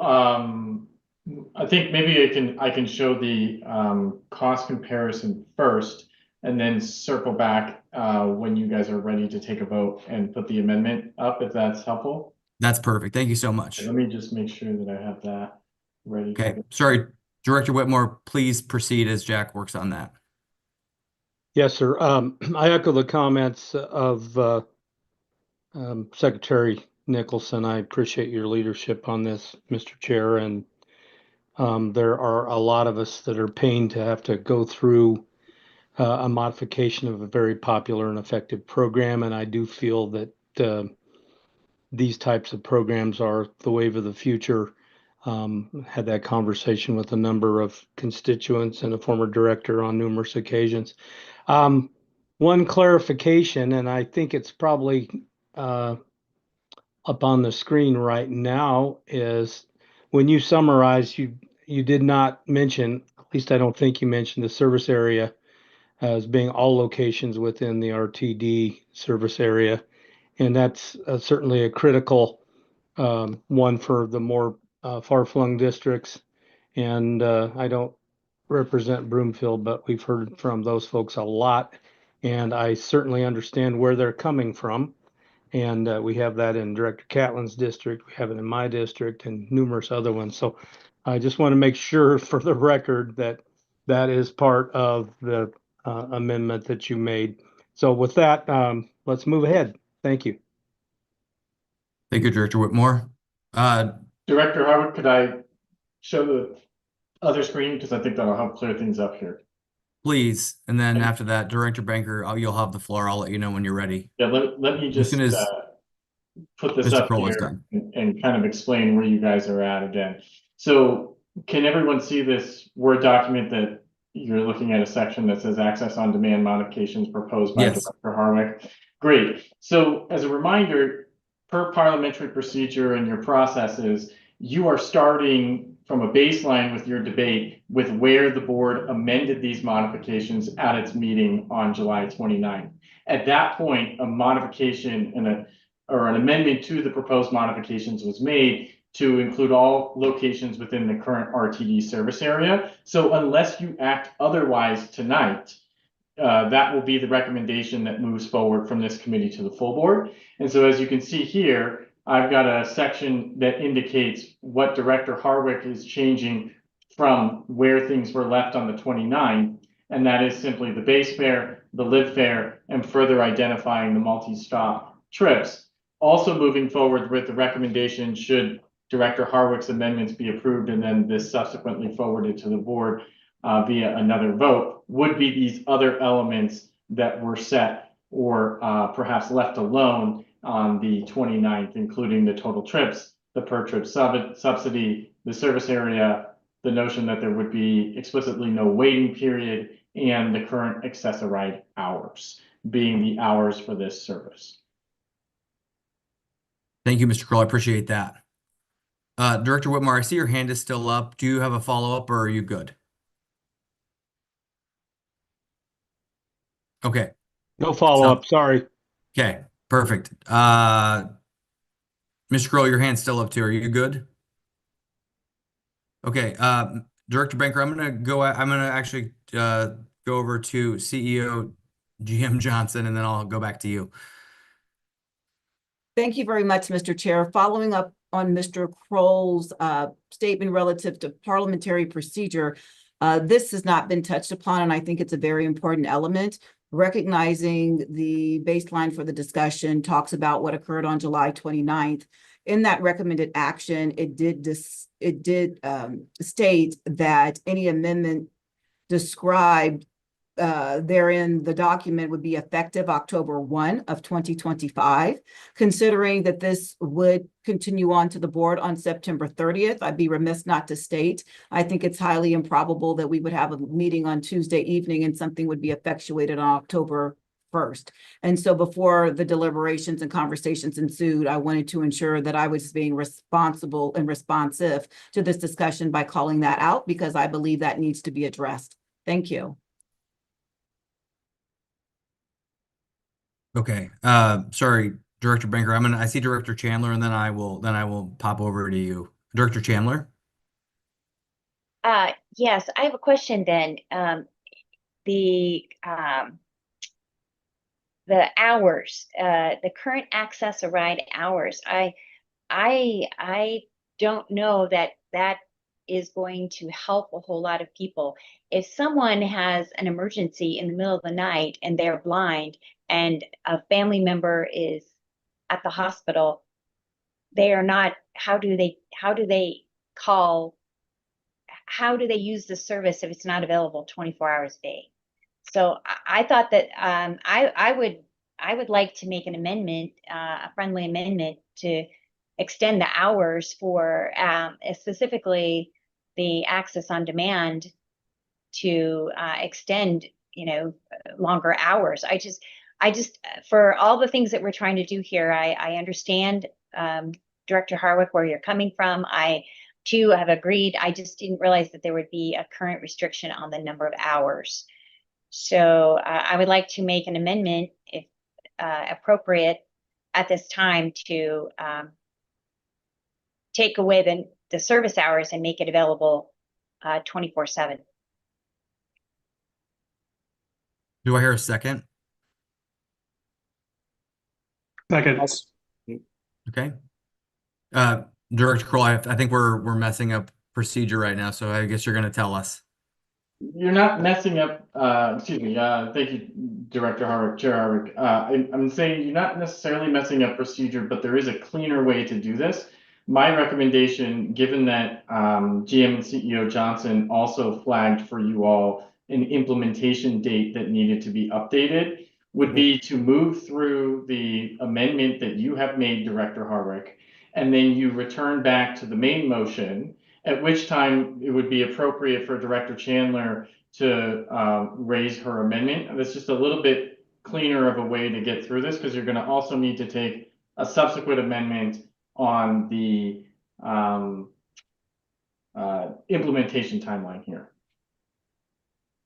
So if that's amenable to Director Chandler and to Director O'Keefe, I would recommend going that route just to keep things a little bit less convoluted. That is more than acceptable. Director O'Keefe, are you good? Are you good pulling in your second? Withdraw my second. Okay. And just to clarify, Director Chandler, you're withdrawing your motion right now, or your amendment right now. Okay. Yes. Okay. Director Nicholson, I'm going to go to Director Banker, and then I will circle back to you, Director Banker. Thank you very much. First of all, I do not have any amendment to offer, even though I'm not on the committee, so everyone can at least relax there. I have two questions, so I'd like some information. I don't fully understand the WAV cost. Is that a one-time capital cost to purchase the vehicles? Could Aaron perhaps answer that? Some explanation of what that is, WAV. I will start if I may, and then I will yield the floor to Ms. Vallejos if the chair would permit me to do so. Please, go right on ahead. Thank you very kindly. I appreciate that, sir. So wheelchair accessible vehicles, recognizing that we offer paratransit services, the one of which you all are very familiar with, being Access on Demand is premium supplemental, and then Access-a-Ride being the ADA mandated complimentary service, recognizing that we are trying to provide services through a lens of fairness, leveraging wheelchair accessible vehicles to be available for those that may need them, considering the third-party entities may not have wheelchair accessible vehicles available for service deployment. And so that's where that cost basically germinates. Okay. Excuse me, so is it a capital expense or an operating? No, it's operating, and Ms. Vallejos, I will yield the floor. I just wanted to provide that context. Thank you very kindly. Yes, so GM CEO Johnson was correct. Within the Access on Demand program with many of our TNCs, as many of you know, when you call a Lyft or an Uber, those are often provided, not often, those are provided through personal vehicles that the driver owns, meaning that there is not a large pool of wheelchair accessible vehicles available within those services. So when this program was started in the larger picture, the decision was made to provide that wheelchair accessible service. It is still through our TNCs, but it is operated with our RTD vehicles. So those are costs that are currently being attributed to our paratransit contracts, which are the contracts that provide our Access-a-Ride service, but they are really costs that are associated with those AOD trips. I know that can be a little bit confusing, but it is operational cost. It is the cost of providing the service itself. Those vehicles are already owned by RTD and accounted for. Okay, so the dollars that you've got listed under WAV are not purchasing additional vehicles. Correct.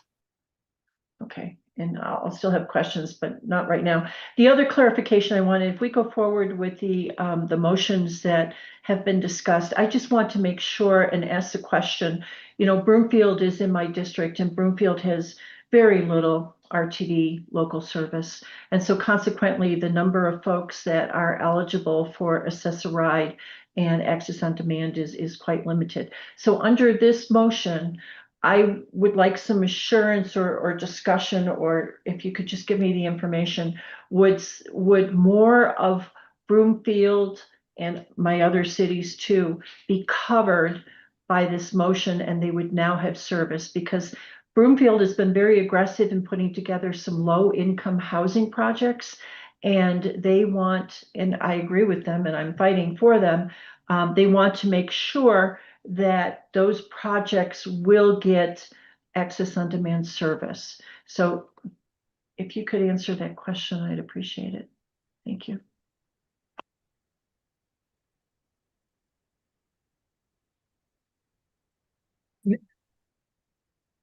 Okay, sorry, just waiting. So Erin Vallejos again. As the amendment is done today, since service for access on demand specifically, just want to make sure we're being very clear, would be within the entire RTD district boundary, provided, which I think they are, but without verifying, I would hate to be wrong, provided they are within the RTD district, they would have access on demand service. A lot of caveats there, but I know words matter. So, but yes, provided they are within the RTD district, they would have access on demand availability. But not accessoride necessarily. But not accessoride. That would still fall within that 3/4 of a mile boundary. Okay, thank you. I appreciate the answer. Thank you. Go ahead, Director Nicholson. So I'm just going to follow up with a quick clarifying question on what Director Banker asked. When we talk about within that 3/4 mile, they would have access on demand service. We're talking just about the Uber subsidy, or sorry, the rideshare subsidy service, and the WAV service that's listed. That would still be within 3/4 of a mile. Like that's AAR vehicles, as I understand it. So that would still be 3/4 of a mile. But the rideshare subsidy, that would be district wide. Is that correct? Or would the WAVE service that is a part of AOD also be district wide?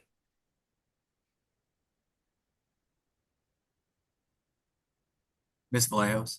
Yeah, so I do want to be clear. Again, that WAVE, providing that wheelchair accessible vehicle, as part of our TNC offerings, that is our access on demand service. It is just the manner in which we are providing that today. So again, there will still be a wheelchair accessible vehicle component available to customers that can use our access on demand service as it stands with the everything that's on the floor right now. So, yep. Just for clarity, would that service be available district wide? Again, that is access on demand. While we are distinguishing between the costs, that is still part of the access on demand program. Yeah. So yes, if you are eligible for paratransit and you can use access on demand, you will still be able to get a wheelchair accessible vehicle should you need it. Got it. Thank you. Ms. Vallejos, I have a quick question, and I don't see anybody else, so I'm going to go. When is our contract up for AAR and TransDev? And if you don't have it, I understand, but if you could get that for us. I do have that actually. So our contract for our paratransit services, we actually have two providers. It is not just TransDev, it is TransDev and MTM. The initial 3-year base contract for those services is up come June 30th of next year, so June 30th, 2026. But what I do want to note is the WAVE component is actually, that was a decision that was made at the time the service was started.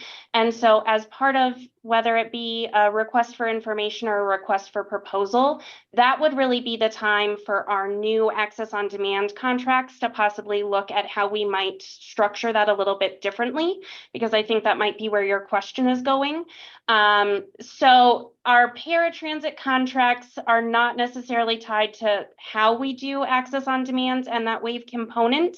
That is how we are doing it today, but that is also something we are looking at as part of the RFI or RFP. Again, language matters, so I just want to make sure I'm including all of the options. And so again, we're putting those out. I think as everyone knows, we're doing the contract extensions through June 30th, so the timing is very similar. But that will be something we look at as part of that process, not necessarily our paratransit contracts, if that answers your question. It does, thank you. GM Johnson, I see you, and then Director Guzman, I see you after that. Yes, just as a clarification to Ms. Vallejos's last response, she indicated that we are doing contract extensions to June 30th. That is the next board item that will be provided to you all for your consideration, as staff does not have the delegation of authority to make that decision sans a discussion with this policy body. Thank you. Thank you. Director Guzman? This may be in the packet, but I have not had time to read it. I've been focused on the other committees this week. I apologize. But with respect to contract extensions, typically we do a 3-year with 2-year options. Is this the same type of contract, or where are we at with this? And I just don't know. So thank you for entertaining my question. Jim Johnson. Yes, thank you very kindly, Director Guzman, for the question. This would merely be a time extension due to the fact that when staff had anticipated modifications to this program, there was a timeline associated. We have since passed that, and the contracts are set to sunset. It would be staff's intent with the board's approval to extend the contracts to 6 months that would then sunset June 30th of 2026 in lieu of the sunset date that's right around the corner being December of 2025. Thank you. Thank you. Do I have any other directors? Okay. So we're going to vote on my motion, and then we will go back and to the original. I know there's a Director O'Keefe, you're voting no on this particular part, correct? So I will go through, do a roll call. And Director Chandler, how do you vote? Yes. Director Nicholson? Yes. Director O'Keefe? No. Director Pagliari? Yes. Director Whitmore? Yes. Director Harwick, and I'm also a yes. That's 5 ayes and 1 no.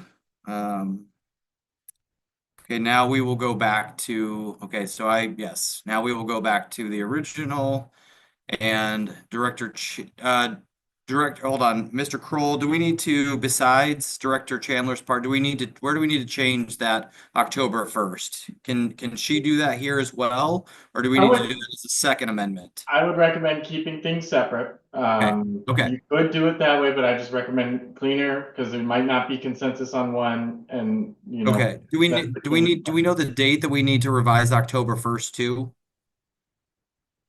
That would be a question for the general manager. GM Johnson, what's a better date than October 1st? I would recommend, for simplicity's sakes, that we make it finite, being January 1st of 2026. It will give us time to engage, inform, make modifications relative to the next agenda item if you basically act on that accordingly. Thank you. Thank you. Okay, Director Chandler, I see you. I make a motion that we amend the October 1st date to be revised to January 1, 2026. Do I have a second? Second. I hear Director Nicholson as the second. Do we have any no votes on this?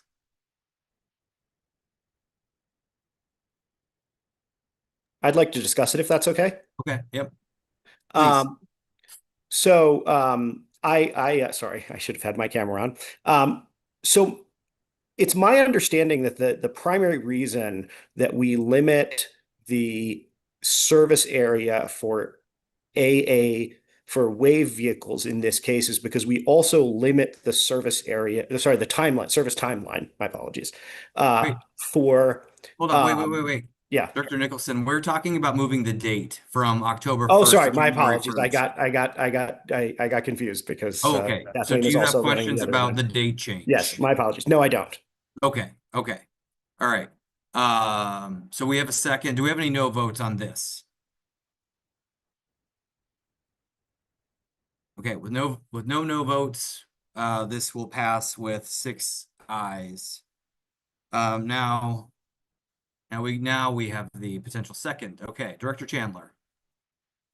Thank you, Chairman Harwick. I make a motion that we change the hours of the access on demand to reflect a 24-hour clock instead of mirroring the accessoride hours. Do I hear a second? Second for the second time. Second for the second time. Okay, so I have Director Chandler as the amender and Director Nicholson as the second. Director Nicholson, I see your hand for the question. Proceed. I believe it was Director O'Keefe, first off, who seconded this particular Oh, motion. sorry. Oh my gosh. We sound the same. It's been a long day. That's all I'm Yes. gonna say. Yes, and it's going to be longer. So I actually have a question for GM CEO Johnson on this matter, because while I understand very much where Director Chandler is coming from, I'm wondering what logistical hurdles there are to implementing a 24-hour clock, given that we, as far as I was reading, do not implement one for Access-a-Ride at present either. So first question, am I right that Access-a-Ride does not have 24-hour service? And under our existing AAR paratransit contracts, like what challenges exist to offering WAV service 24 hours a day? And would we have to do that if we offered the rideshare subsidy service 24 hours a day? GM Johnson. Thank you very much for the opportunity to address the questions posed by Secretary Nicholson, Mr. Chair. So the first question I heard was relative to the wheelchair accessible vehicles in relationship to being provided with the ADA mandated paratransit services branded Access-a-Ride.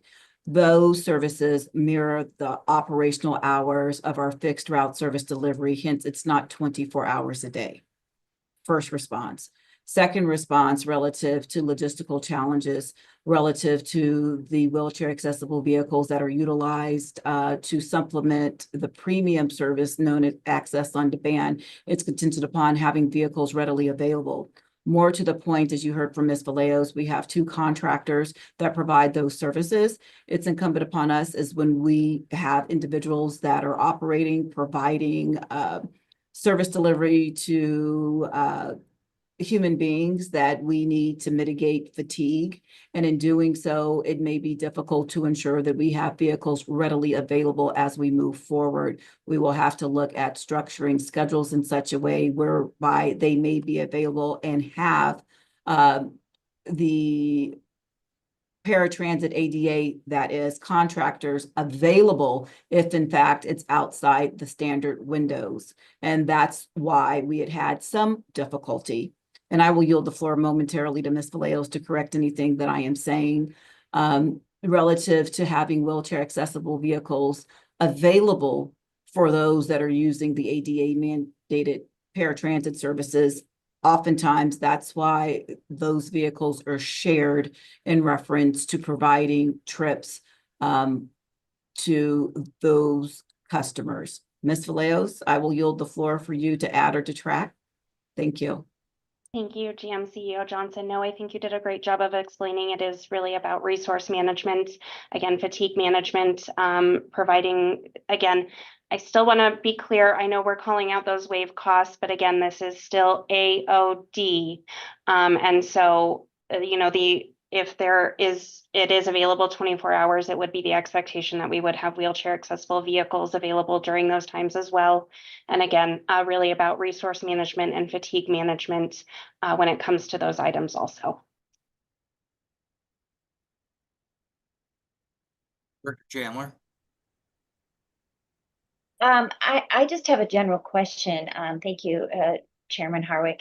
Have we approached all of our, Uber, Lyft, taxis, all of those services to maybe ask them what are they doing to provide accessible handicap or wheelchair accessible vehicles? I mean, as we could maybe incentivize them to provide that so that we don't have to. They're available 24 hours a day. I can call an Uber, I can call a Lyft, I can call a taxi 24 hours a day. So that takes care of that for a population that doesn't need wheelchair accessible vehicles.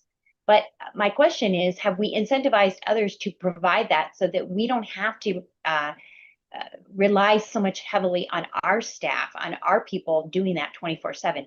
There are so many other people that have the ability to do this, and I don't think we're thinking creatively enough to incentivize them to come to the table and to say, hey, if you can supply this solution to our problem, we can incentivize them with maybe an additional subsidy or something. But it just seems to me like we aren't being innovative in our thinking processes here. And it's quite frustrating to keep coming to these meetings and having to be thinking through this when I think the staff and the needs to come a little bit more creatively with solutions instead of always just, we can't do this because. So I don't mean to be a downer and I don't mean to be critical, but I just think that there needs to be a sense of about there can be a solution. We're just not thinking about it. Ms. Vallejos. I see GM CEO Johnson's hand. I'd like to give her an opportunity first. Please. Thank you, and I will yield the floor to Ms. Vallejos to answer the question more directly. But I would be remiss to state, as we talk about providing paratransit services, RTD, and this is not an excuse, this is fact relative to what we are obligated to do as we move forward, is providing certain parameters relative to the services that we provide. RTD is overseen and regulated by different entities.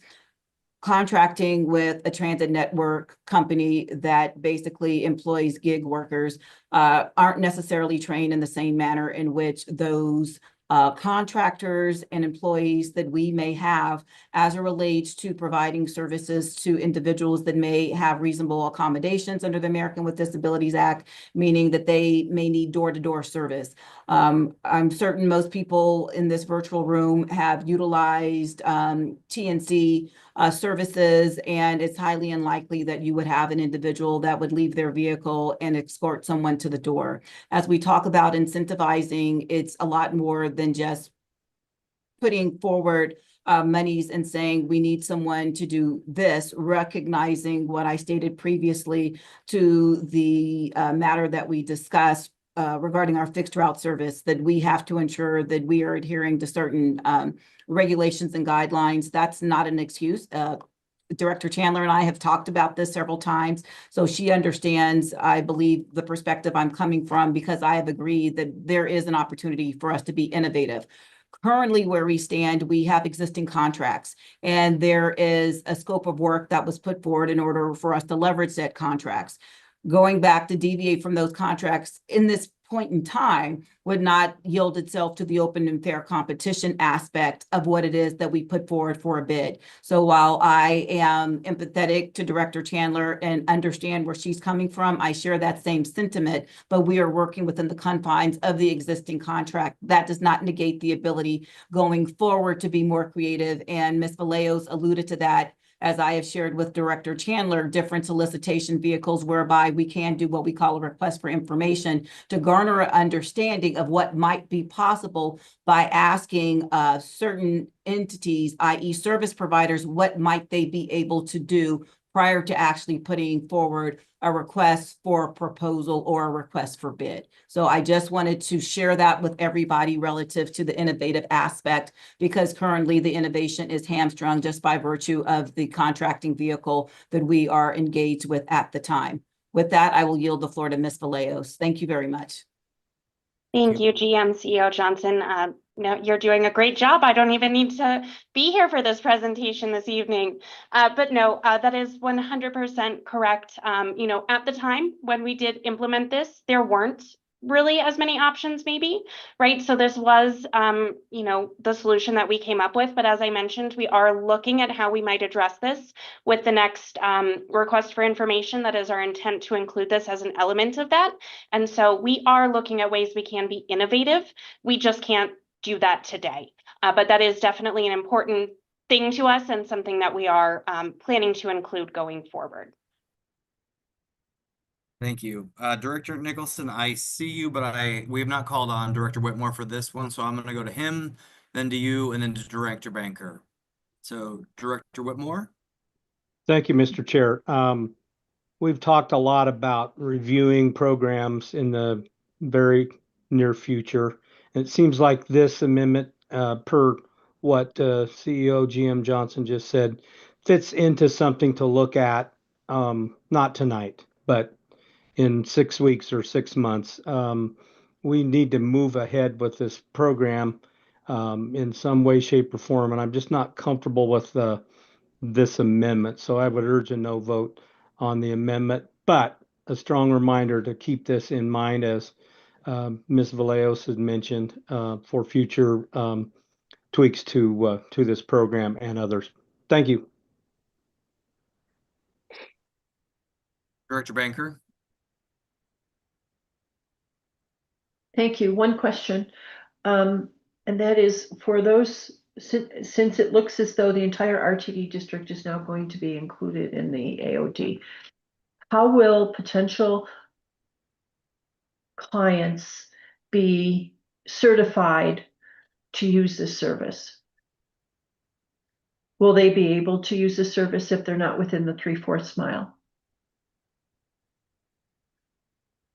Yes, so that is something that I do think has gotten a little bit of a misunderstanding as well. You do not have to live within 3/4 of a mile of a fixed route service to be eligible. Eligibility, we definitely have people that do not live within 3/4 of a mile that are currently eligible to use our paratransit service.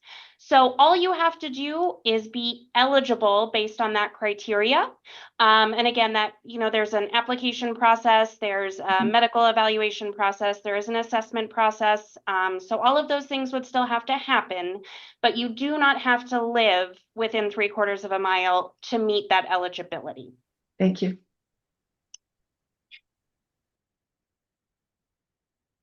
Okay. I'm not seeing any more questions, so now we can take a vote on Director Chandler's amendment. Director Chandler, Yes. Director Nicholson, No. Director O'Keefe, No, with the belief we'll come back and review this. Thanks. Director Pagliari, Yes.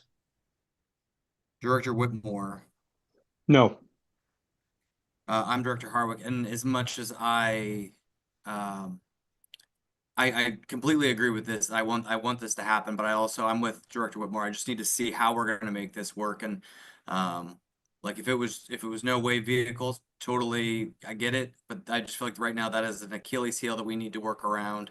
So I'm going to be a no vote on this one. And I believe that puts us at 4 no's and 2 yeses. Then the no's have it.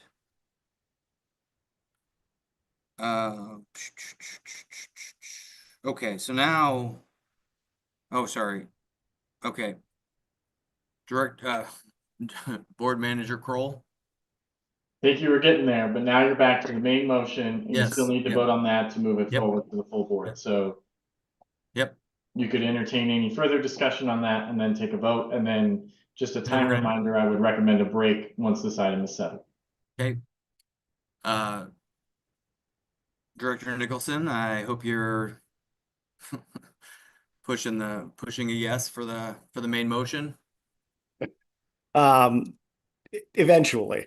For the moment, I would like to offer an amendment to set the live fare at $1.50. Second that.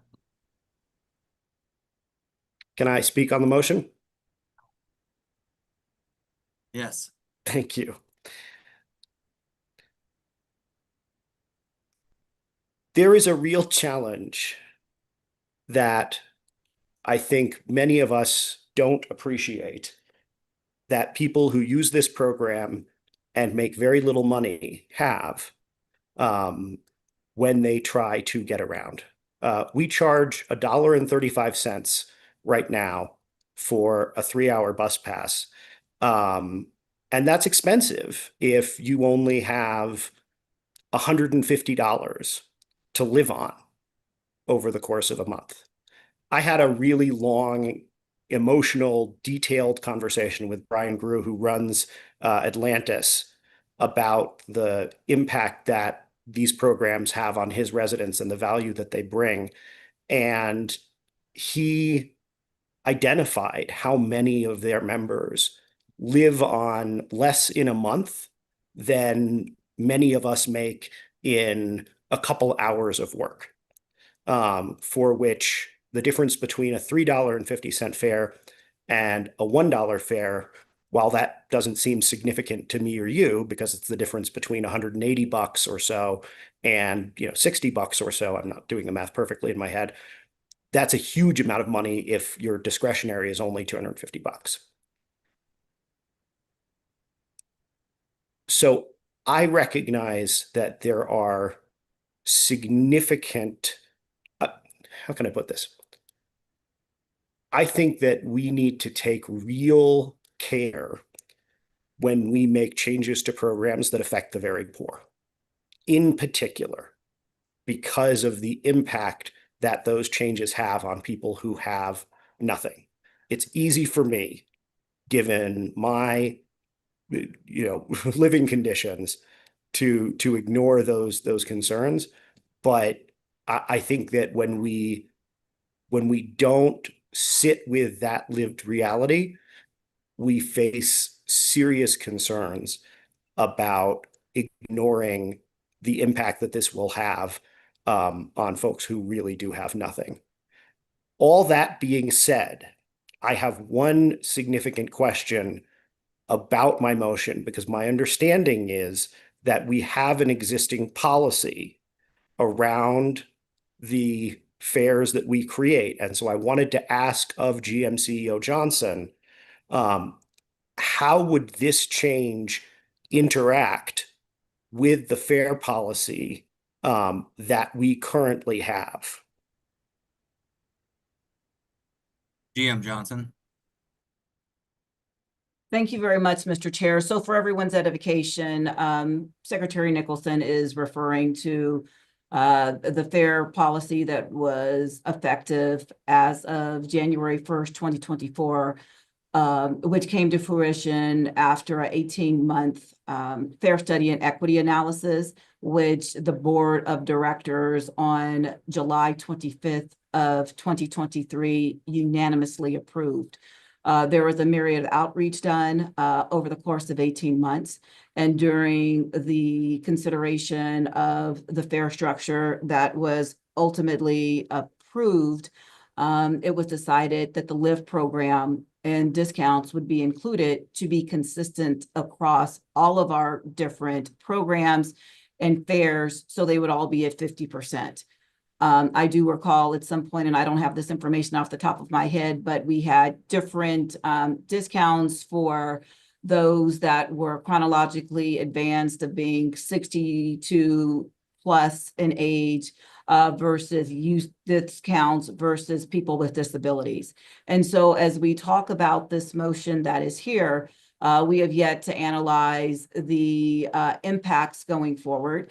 While it is a good practice to look at it holistically, since we don't understand the adverse impacts in this current situation, I would say relative to the paratransit program, we would be offering a significant discount to the supplemental premium program versus the ADA mandated program, which I believe could, this is my personal opinion, it could cause confusion.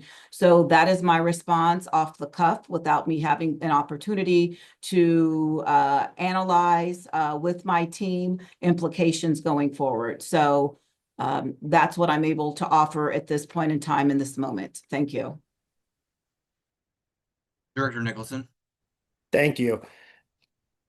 So this is really tough because like every change we make is going to have a meaningful impact on the lives of the people that we are that use it. At the same time, I think one of the challenges we've had with making policy for this program has been playing Calvin ball with our processes and not following through on the deliberations and the decisions that have been made by previous boards. And as GMCO Johnson laid out, it was not a small amount of work that went into deciding on the existing fare policy. And it was not a small amount of work that went into deciding what, how we would create an overall fare structure. So it's really hard for me to say this, but I think that it's in the interest of our policymaking process to stick with what you've proposed and to move forward with that the way it is right now, and to work with GMCO Johnson to look at whether or not we need to amend, change, modify, update our fare policy to address some of these questions around inequity going forward. We don't need to get everything right now, and we never will, or we'll just keep deliberating on this forever.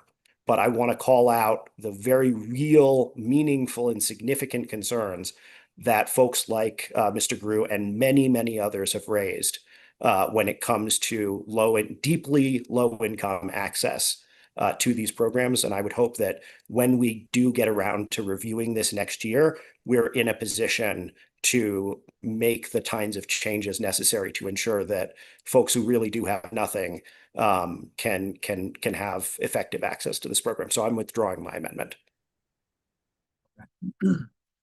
Okay, now we'll take a vote. Okay. Board Manager Kroll, I was about to take a vote. Yeah, would Director Pagliari also withdraw his second on this, just for Thank you. clarity? I withdraw my second. Okay. So I know there's a no vote. So I'm gonna do roll call. Director Chandler, Yes. Director Nicholson, Yes. Director O'Keefe, No. Director Pagliari, Yes.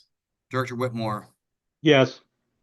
I'm Director Harwick, and I also am a yes. That's 5 yeses and 1 no's, and the ayes have it.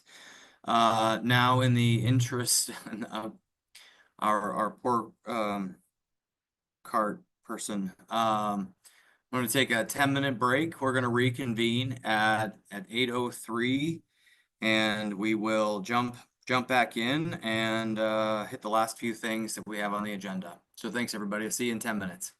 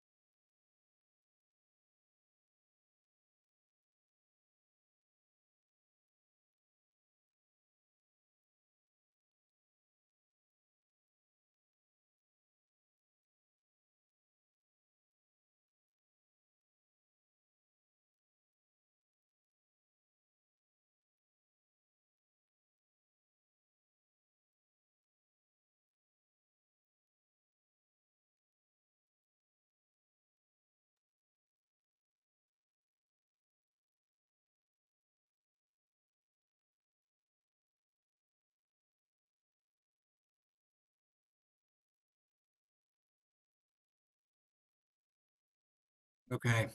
Mr. Kroll, are we ready to reconvene? I believe we are. So we can start the recording when staff's ready, and I think you've got enough people mustered back to get rolling. Rock and roll. Okay, we are reconvening the OSS meeting for September 10th at 8:03 Denver time, not 9:03 Chicago time, which is where I'm at. So, we are now going to come up with our third and final action for the Access on Demand contract extensions. Do we have a motion? So moved. Okay, Director Chandler's the mover. Do I have a second?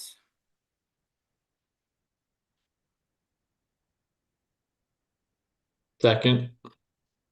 Director Pagliari is the second. Do we have any discussion? Director Pagliari, I see your hand up. I'm sorry, my brain did not return on the break. I'm trying to bring it back. What exactly are we now discussing? Sorry, we're gonna have Miss Erin Vallejos is going to fill us in on this. Yes, good evening again, Erin Sorry. Vallejos, Acting Deputy Assistant General Manager of Bus Operations. This is simply the action item authorizing the General Manager and CEO to enter into the contract extensions with our current Access on Demand service providers through June 30th. Again, as we discussed during the last item, our contracts are set to sunset on December 31st of 2025. That does not give staff enough time to get the request for information and go through that process. So as such, we are asking for contract extensions so we can continue to provide the service while we go through the request for information process that we discussed during the last item. Okay. Director Nicholson. Thank you. So the previous item basically authorized an RFP. Am I understanding that correctly? And then, or did that just was that just us telling you, here's the terms of the program going forward for whatever contracts you do authorize?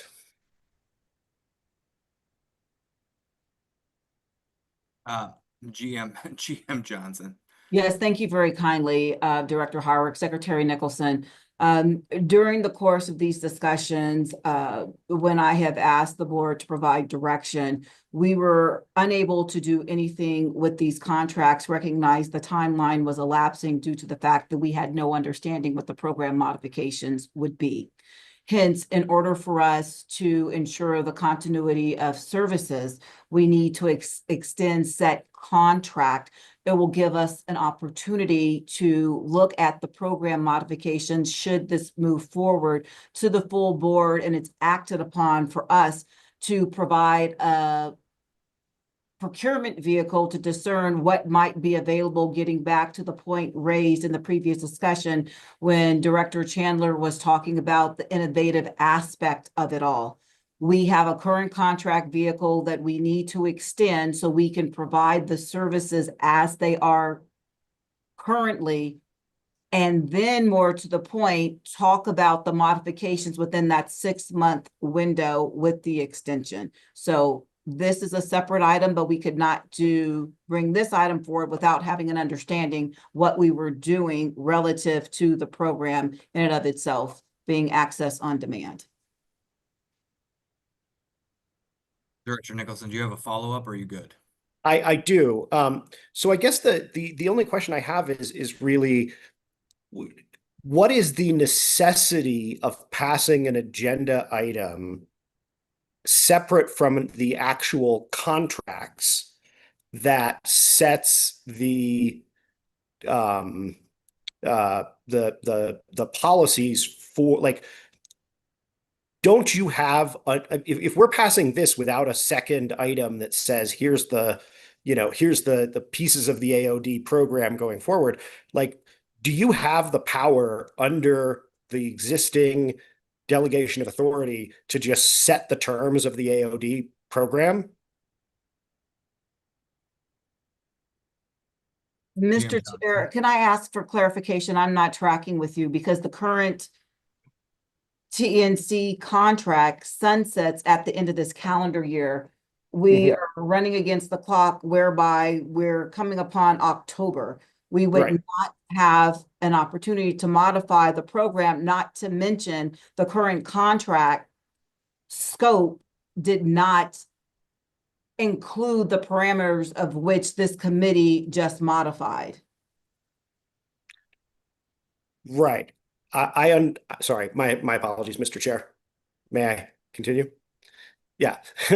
What I'm basically trying to draw out is, you know, if we can make these sorts of modifications without voting on the content of the program within these extensions, not modifications. If we can make these extensions without voting on the as a component of it, the structure of the program, like, do you even need to come to us to address when we do this again in January, February, whenever we do this again? Why do we even need to be the ones addressing the underlying structure of the program? Or is that something that we chose and that's why it was on the agenda in the first place? Like, you set the terms of a lot of contracts without coming to us about how much we're going to do and how much we're going to charge and what we're going to buy. You know, we got very deep into the weeds on AOD, and I'm wondering, like, is there something in your delegation of authority that requires that, or will we have to do that on every single contract? Or is this something that we really never even had to address in the first place and you could have done yourself? Mr. Chair, if I may, recognizing that the delegation of which I receive had a fixed dollar amount of not to exceed, and that's being modified pursuant to the delegation of authority, I have to come back to this body and seek authorization to move forward. So by virtue of what you've posed, it's relative to the delegation of authority. The delegating authority to me in my capacity as the general manager and chief executive officer from the collective body being the board of directors. So I could not have modified this as the general manager and CEO without coming forward to the board because it was a not to exceed amount upon which was delegated to me. And by virtue of the program and the costs that have been expended, I do not have current authorization to continue on because we would run out. I do not have that authority to go beyond that amount that was approved. Okay. I'll address this with you over email if that works, and then we can follow up at the board meeting if necessary. I think there's a bit of crosstalk happening. So. Well, and if I can just say really quickly, Chair, and then we can close it out. Great. Yeah, perfect. So basically, it was also part, keeping in mind, of the peer review that I commissioned back, 14 months ago as relates to what we were doing, because for all intents and purposes, we've had conversations relative to fare and what's going to be charged. And that was something that I committed to. And the modifications you just adopted would be incorporated into the amendments relative to what we're doing for the contract in and of itself to have the third parties provide the service. So I will yield the floor. Thank you, Mr. Chair, for indulging me. Nope, of course, anytime. Director Nicholson, are you relatively happy? I'm always happy. Okay, are you done? How about that? Okay. All right, I'm aware of a no vote, so I'm gonna do a roll call. Director Chandler, Yes. Director Nicholson, Yeah. Director Pagliari. Yes. I'm sorry, I went out of order. Director O'Keefe, sorry, I went out of order. I was like, I know I'm missing It was something. like, O'Keefe? I was doing the alphabet in my head real quick. Sorry, sorry. I thought I could do it just from my brain, and that's not happening.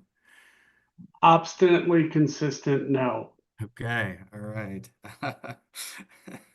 Director Whitmore. Yes. Okay, and I'm Director Harwick. I'm also a yes. That's 5 yeses and 1 no. The ayes have it for this one. And okay, so now we're moving on to discussion items. There are 2 items for discussion. The first item is for the 2026 Public Transportation Agency Safety Plan, the PTASP. I would like to ask Timothy Tyran, Director, Safety and Environmental Compliance and Chief Safety Officer, and Skye Mott, Manager, Safety Management Systems, Program Development, Safety and Environmental Compliance, to present this item. Okay. Well, good evening, everybody. I am Tim Tyran. I am very humbled to be your new Director of Safety and Environmental Compliance and Chief Safety Officer at RTD. Welcome. And with me today is Skye Mott, who is the Manager of Safety Management Systems Program Development. And we are presenting on the 2026 Public Transportation Agency Safety Plan, also known as the PTASP. Here's a quick outline of the topics that we'll be covering in today's presentation, or I should say this evening's presentation. We'll go over the PTASP background, we'll provide some updates, and our next steps. So let's first talk about the PTASP background. So what is a PTASP? Under 49 CFR Part 673, RTD is required to develop and implement and maintain a comprehensive public transportation agency safety plan designed to proactively manage safety risks and ensure the safety of public transportation operations.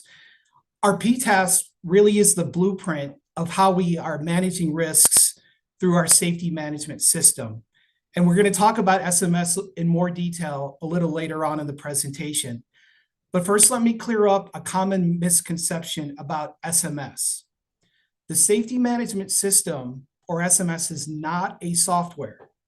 It is not a tool. It is not an app. It is a formal approach to managing safety, and it's required by the Federal Transit Administration, or FTA. The PTASP is it's the written plan that documents how RTD applies SMS in practice.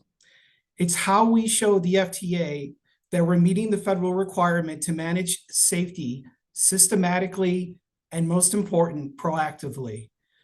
So SMS is the system, the way we manage safety and operational risks.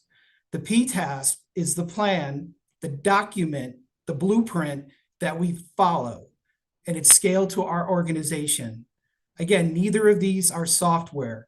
They are a part of how we ensure that safety is embedded across every level at RTD, from frontline operations all the way to senior leadership. As you can see on the presentation slide, safety at RTD is highly regulated. We fall under many safety regulations from both federal and state agencies, such as the FTA and the state of Colorado. We're required to follow and be in compliance to 49 CFR Part 670 through 674. We also must comply with the Code of Colorado Regulations for CCR 723-7. And lastly, we also must comply with the Bipartisan Infrastructure Law of 2001. And it's also important to note the roles of the board, and they are simple for the PTASP. The board of directors appoints the general manager and chief executive officer, who is ultimately responsible for safety. And the board, number 2, the board of directors annually approves the PTASP. So our PTASP isn't a standalone document. It ties directly into RTD's mission, values, and strategic priorities. RTD's mission is clear. We make lives better through connections. The PTASP reinforces that by keeping our system safe and reliable. It also reflects our values of passion, respect, diversity, trust, collaboration, and ownership. Safety really depends on those values being lived every day by every employee. The PTASP also supports our strategic priorities, which are customer excellence, community value, employee ownership, and financial success. So by aligning the PTASP with these priorities, we demonstrate that safety is not separate. It's woven into how RTD achieves its goals, and it's how we do business every day. So let's talk about the contents of the PTASP. The PTASP contains our safety targets and goals for the year, providing a snapshot of our SMS. It also contains the SMS processes and activities we follow to manage operational risk to acceptable levels. Lastly, and really it's most important to know this is a living and breathing document. It is a constant work in progress. We review the PTASP every year to ensure its effectiveness under a continuous improvement cycle. So what is an SMS? We talked a little bit before about it, and you can see there's a really formal definition for it. In fact, the first word is formal. An SMS is a formal top-down, agency-wide, data-driven safety management approach. In simple terms, SMS is all about managing risks in the operation with a focus on being proactive and taking proactive actions and measures. The SMS contains 4 interconnected yet interdependent processes, and they are safety policy, safety risk management, safety assurance, and safety promotion. And these SMS processes enable RTD to have a safe and healthy workplace, prevent work-related injuries and illnesses, and it helps us continually improve safety performance. I will now turn it over to Sky for PTASP updates for 2026. Sky? Thanks, Tim. And good evening, directors. For 2026, we made targeted refinements to the PTASP, basically to capture that snapshot in time that Tim talked about the continuous improvement efforts concerning safety performance. First, we updated the safety performance targets, leveraging the leveraging relevant national transportation or transit database data. What this means, so this basically is directly related to the 14 safety performance measures that are required by the FTA for the covered transit modes, such as light rail, bus, paratransit. These updates to the safety performance targets aid in supporting the safety management system, supporting the safety management system and the safety risk management and safety assurance components of the SMS. So basically, it helps us use a cycle of continuous improvement. The next thing that we did is we worked with light rail operations to incorporate the new final rule requirements related to rail transit roadway worker protection into the existing light rail roadway worker protection manual. Just as a note, the RWP updates or roadway worker protection updates can be found in the PTASP exhibits. Moving on from there, we also provided clarity on how employee concerns and safety events are captured and how they're entered into the safety risk register. That's where we capture any concerns that employees basically submit through our employee reporting system related to safety and or security concerns. Furthermore, we also updated language in the PTASP describing our safety committees. We basically wanted to refine what was provided in there to align the scopes and the applicable responsibilities. This tied into what was in the update in 2024 for 49 CFR 673 as it related to the safety committee, which in the terms of 673 is what is describing the Joint Labor Management Safety Committee. And then finally, we aligned the PTASP language with the latest Colorado Public Utilities Commission program standard updates to incorporate considerations for the risk-based inspection program. Along with that, we also incorporated an updated language to be in alignment related to revised event reporting criteria. The changes that I just mentioned above are basically intended to keep the agency focused on results and ultimately making sure that we're taking strides towards improving overall safety performance across RTD. And with that, I will pass it back to Tim to close. Thank you, Sky. And this now concludes our short 2026 PTASP presentation, and we would be happy to take any of your questions at this time. Director Nicholson, you have the floor. Thank you. So I have a few questions, but I'll start with a simple one. I don't hear much about safety incidents as a board member. Pretty much on a regular basis, the only updates that I get about safety are when someone is hit by a train and we get an email from GM and CEO Johnson about a trespass, as it's formally called. And I'm wondering, I saw a line, and I should have written it down in the document, that talks about the different types of reports that the board has as its responsibility, either directly or through the GM CEO, to review. And so I'm wondering, as a matter of good governance and good practice, what information is it our responsibility when it comes to safety to be reviewing on a monthly basis? What should I be paying attention to? What should I know about? Or should I only find out about stuff once a year, once a whatever? My question is, as the chief safety officer, what is good practice for the board to know about how things are going with safety? What types of information should we be reviewing to understand how things are going? Thank you, Director Nicholson, for the question. So as I had stated in the presentation, the board's responsibilities are really simple. You appoint the GM and CEO to be responsible for safety. And we work closely together on all things safety, but it is not the responsibility of the board to review the 4 bullet points that are listed in the PTAS. So I want to make it clear that it's not the board's responsibility to review the safety targets and goals. Now, the other responsibility is to approve the PTAS as it is revised every year. Like I said, it's a living and breathing document to where we assess its effectiveness. So, like the best way to describe it is you have GM CEO, Ms. Johnson, who is ultimately responsible for safety. We work closely together on ensuring we meet our safety target and our safety performance goals. And if we're not meeting our goals, we're in a constant mode of continuous improvement.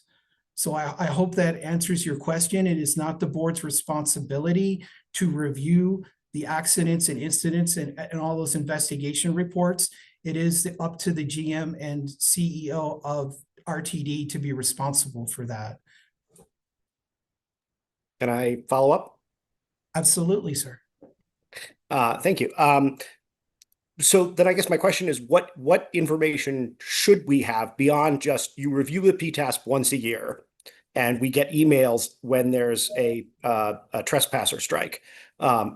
Is there any additional information that the board, in your opinion, should be receiving in terms of doing our part in order to understand and provide proper oversight on safety?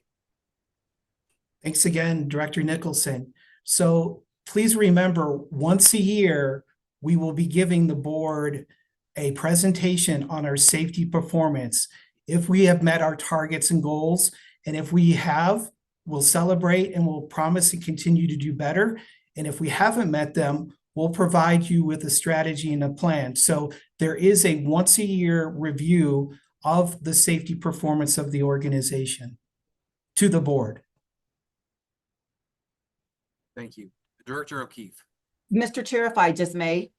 Sure, please. Yes, so further to the point that Mr. Tyron put forward, here at this organization, we have come before this body on a biannual basis, providing information. If you recall, a couple of months back, I would say it was in the March timeframe, where a member of the Safety and Environmental Compliance staff provided you with a grounding in various elements that centered upon the SMS, but broader than what's required under the FTA, more forward thinking as well with the Federal Railroad Administration that oversees our commuter rail obligations from a regulatory vantage point. And we provided information to you all regarding aspects of what our targets were and near misses and things of the like. keeping in mind the point that Mr. Tyran iterated is in relationship to the requirements as stated in the various rules with by virtue of the role that I currently occupy, serving as the accountable executive, whereby there are requirements pursuant to the Federal Transit Administration by which I work in tandem with Mr. Tyran and with the Colorado Public Utilities Commission, serving in the capacity as our state system oversight agency. Materials are provided as well in reference to our regulatory adherence. Thank you. Director O'Keefe. Thank you. Just real quick, and I'm sorry if it was in the presentation, I cut out for a second. How do lessons learned or causal analysis, whatever term we use internally, how are those lessons shared across all of our contractors? We have a lot of people providing services. We have a lot of people providing, back of house, maintenance, things like that may or may not be, within the RTD direct family. How do we share those? Is there a safety lead that for each one that you meet with regularly? What's the interaction with all our different moving parts? So I'm going to ask Sky if he can assist me with this, since I am so new to the organization. Sky, can you assist with that question? Sure. As it relates to contractors, they have their own safety department and safety team, and they work through basically identifying the hazards, the associated risk. If there are events, they conduct their own investigations, and they handle that all in-house. Now, there is a concerted effort in the spirit of continuous improvement to do exactly what you just were alluding to, as far as being able to share lessons learned and information. But at this time, we're still in the development process of collaborating more closely, specifically the safety department with the safety departments of the contracted service providers. But I would like to pass it to Erin, because I think she could provide more insight as it relates to all the efforts related to safety and safety performance that the contracted service providers currently do. Good evening again. You guys get me again. Erin Vallejos, Acting Deputy Assistant General Manager of Bus Operations. So I will say that, my team here at the organization is kind of the primary point of contact, at least for the fixed route private contractors, paratransit and FlexRide. And we do regularly share information, though. There is quite a bit of information that goes back and forth. There are regular bulletins that come out from our transportation department that are shared with our contractors.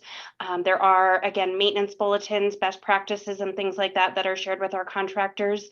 As Sky acknowledged, they do each have their own safety department, but we do definitely monitor trends, monitor, say accidents. And then the contractors also, have very strict and their own safety committees. So there's a big focus on this. There's always room for more coordination, but I think we do a great job of sharing information between RTD and the contractors. And it's a two-way street. So if we have an incident, we push it out to them too. So we're not just collecting, we're sharing back out. Is that what I'm hearing? And I think the great thing too is a lot of our incidents that happen on the street, the fixed route contractors' primary point of contact when they're in service is RTD dispatch. So we are getting all of those incidents through there as well. We also work with our transit police to try to identify trends, areas where there might be, a lot of activity for safety incidents. So yes, that is a two-way street. We get all of their incidents, and all of that information comes directly through our dispatch group. Okay. Thank you. Chandler? Oh, sorry, Director O'Keefe. You good? Okay. Director Chandler? Thank you, Ms. Vallejos. That was essentially my question, was how does TransDev and their compliance kind of work together with us? Because obviously RTD is in compliance, and I assume TransDev would have to be in compliance. And how do we then do all of this reporting based on RTD being the overarching organization? Do we then take their information and report on their behalf, or how does that kind of work? And this is really directed at a lot of what Director Nicholson's concerns are about the contracting with TransDev. Yeah, absolutely. We are still required to report on all of the same items that RTD has to report on to the National Transit Database for the contractors as well. So we do have someone on the contracted services team. Obviously, we're all familiar, but there is someone that takes point on that. So we gather that information every month that is reported via the same mechanism that RTD would report all of that data. So we are regularly reporting that as well. Director Chandler, you good?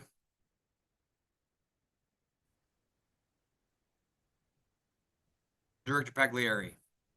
Thank you. Appreciate the presentation. Thank you for not presenting the entire PTASP to us tonight. That would have been a long evening. So this was the first time I've ever actually seen a document like this, and I appreciate you all putting it together. I do have some feedback on a little bit on process and a little bit on what I saw. So I did have a very short opportunity to sit down with some rail professionals just to kind of strum through this, because I, in my own capacity, do not feel like I have the ability to really understand a document like this with such short notice.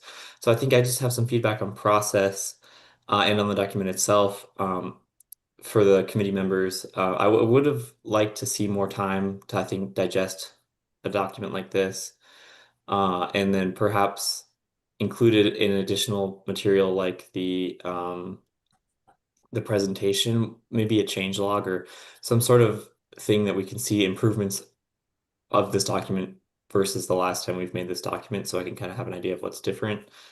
And then also, I just noticed some of the graphics in the interest in the effort of continuous improvement. I will just mention that the graphics in the document were not necessarily professional. Thank you. Looks like Jack, you have a question as well. Just to make sure you see him, Ian. I see him. Mr. Kroll? I was just going to politely, oh, I think I might have froze. I was just going to politely point out that we do have a training on related topics scheduled for the board coming up on the 24th of September.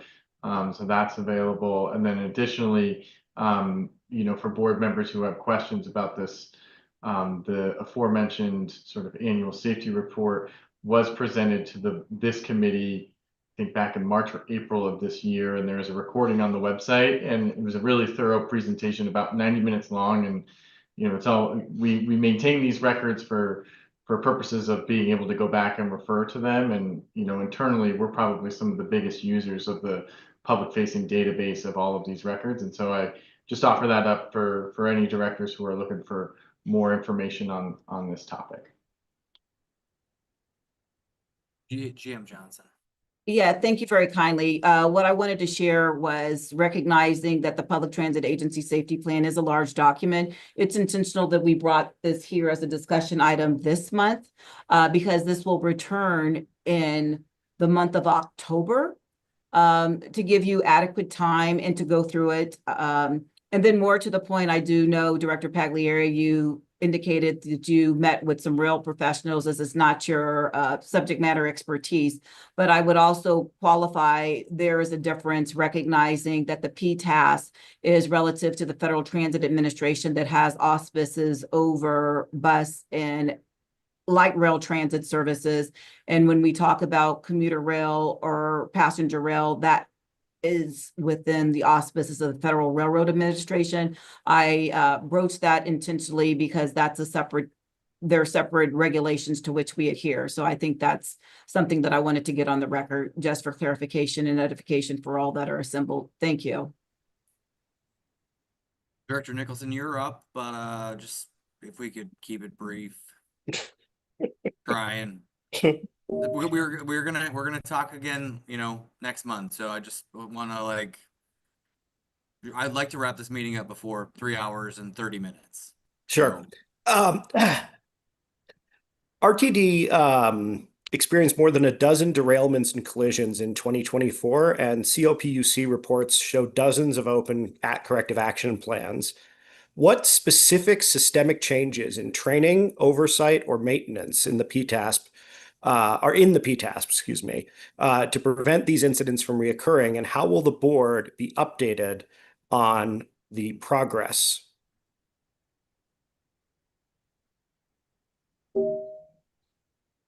This is Skylar Mott, Manager of Safety Management Systems Program Development. While we don't directly go into explicit detail within the body of the PTAS, there are efforts that are happening outside of the document to leverage the data from those lagging indicators of those events that you mentioned in order to put together leading indicators that actually have better controls to mitigate the overall risk associated with those identified hazards associated with those events.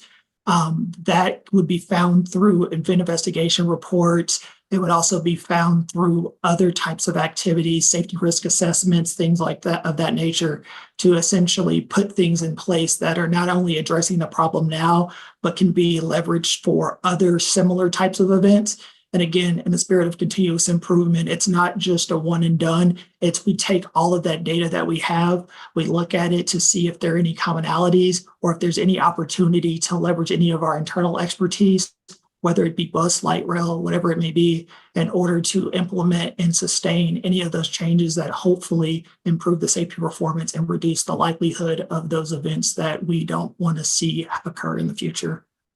But that's kind of at a high level. But as far as the documents to support that, we do have a number of various ways that that information is captured and being leveraged. GM Johnson. Yes, thank you. And further to the point that Mr. Mott raised, recognizing that it's about continuous improvement in causal factors. We have a leadership safety committee that I convene, and it's with the modal leaders as well as with our chief safety officer and other safety and environmental compliance staff. And the intent behind that is looking at what we can do collectively, honing in on the different aspects, i.e. human factors. What are we doing proactively to mitigate going forward? And how are we training to that? We do have internal reviews that are had. We call them the audit before the audit, recognizing that being an agency that provides transportation services to human beings, that we are heavily regulated and audited going forward. When you talk about corrective action plans, there could be one incident, but there could be subsets within that relative to proactive measures we are taking to rectify the environment or understanding what led to types of incidents, and we train to that. So if it's something in light rail per se, we are leveraging our modal partner there and our leaders who are working in tandem with a safety and environmental compliance staff person, specifically going to roll calls and things of the like, so we can ensure that we are going to where the people are and leveraging activities in conjunction with our union partners through the Joint Labor Management Safety Committee as well. And so I qualify that, recognizing my role as the accountable executive, and then meeting with Tim Tyron, who has direct access to me, is very important as we move forward and as we talk about the various training exercises that we're doing.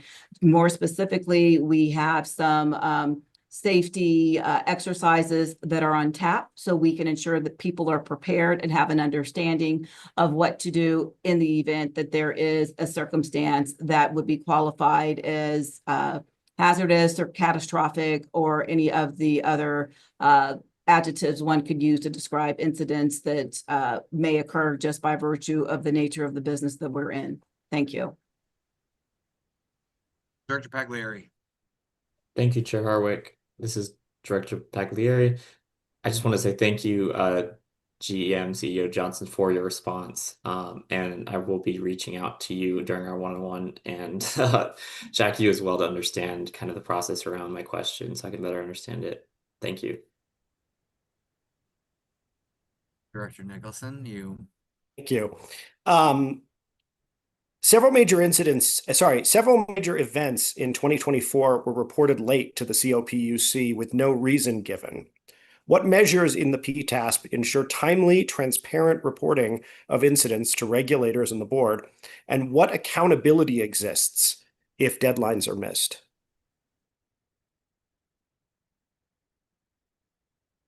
Again, this is Skylar Mott, Manager of Safety Management Systems Program Development. as we have internal audits that are done by Reuben Brown, and that was something that was identified. However, when we looked back at those late reports, we were able to determine through coordination with the Public Utilities Commission that they did not have a detrimental impact to what the actual event was. Meaning where I'm going with that is that they were more concerned that we were actually addressing and mitigating the immediate hazard, whether it be to the environment, people, or whatever. But we were making sure that we were addressing that. And when that's happening, due to the complexity of our system, the widespread nature of it, there's not usually just one event happening. And I'm not saying like a negative event, but there could be a parade or other things going on. And through control, they're getting that information and to the best of their ability, routing it to, the street supervisor that's in the field, safety staff that's out there, whoever is supporting, that particular event. That said, the Colorado Public Utilities Commission essentially works with us to help us better understand, or help us and help them better understand what our constraints are and how we can provide information in a more streamlined fashion so that we don't repeat those delayed reports. But then to more of your question, I believe, was what are the the mitigations or the corrective actions as a result of missing those deadlines.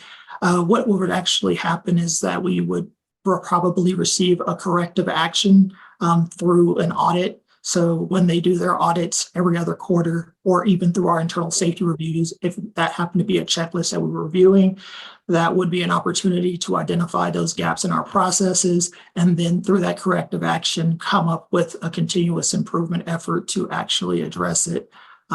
That's to the best of my ability answering your question. I don't know if I hit everything. If I'm missing something, let me know and I'll provide clarity. And if I could just follow up with that real quick. So I have been here for 6 weeks and I come with a lot of experience in SMS and working in multi-modes across the industry, mostly aviation, but I'm very much committed to making relationships with our regulators my priority, because working with the regulators on safety is going to make us safer and it's going to make us better. So things that have happened in the past, I cannot speak to, but I promise that going forward, we are going to ensure none of that ever happens again by myself and my team working closely with the regulators on a professional basis, regular basis, ensuring that the information that they need is getting to them in the right amount of time with the right amount of information. Now, remember what I said about SMS. SMS is about preventing accidents and incidents. And that's really what my focus is going to be as the new chief safety officer, is I'm going to come in with a fresh perspective. I'm going to look at everything. I'm going to look at policies, procedures, the system. I'm going to establish relationships. I'm going to work with everybody to improve.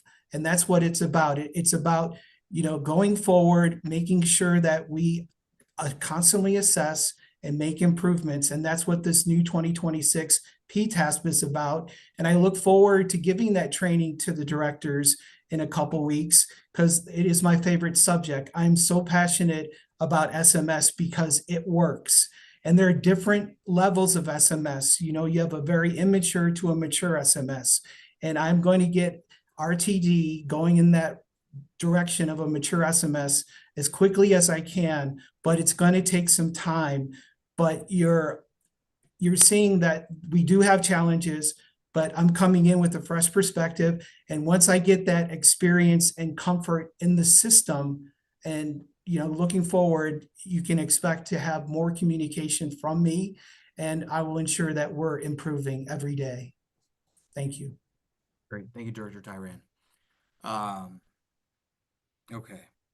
For our second and final discussion item is for the System Optimization Plan, the 2025 review and recommendations. I would like to ask Doug Marone, Manager, Corridor Planning, and Jesse Carter, Senior Manager, Service Development, to present this item. All right. Thank you, Chair Harwick. Let me get the presentation up here.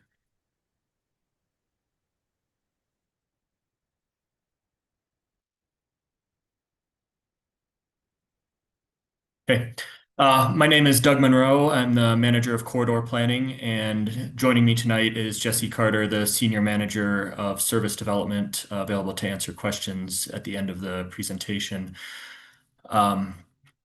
This presentation complements the extensive report that is included in the board packet and covers the system optimization plan that was adopted by the board in July of 2022. What we're going to be covering tonight is some background on the system optimization plan, key implementation themes, analysis and findings, and summary and recommendations. Background on the system optimization plan.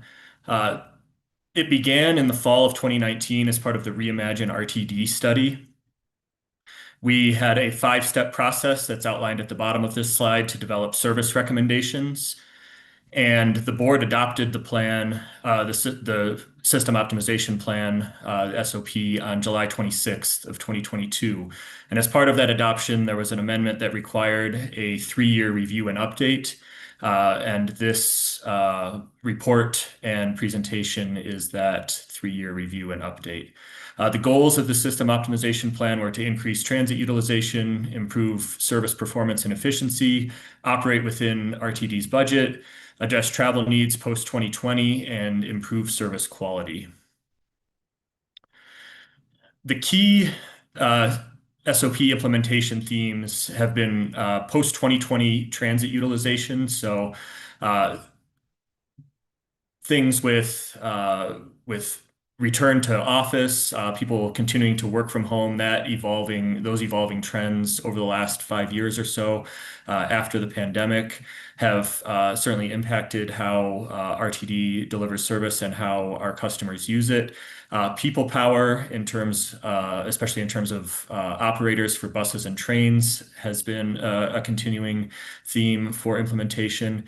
Our asset renewal projects, especially concerning our rail system, have impacted the way we deliver service, especially over the last couple of years, and have certainly impacted how our customers are using those services. And then the 16th Street reconstruction in downtown Denver has been a big consistent change or consistent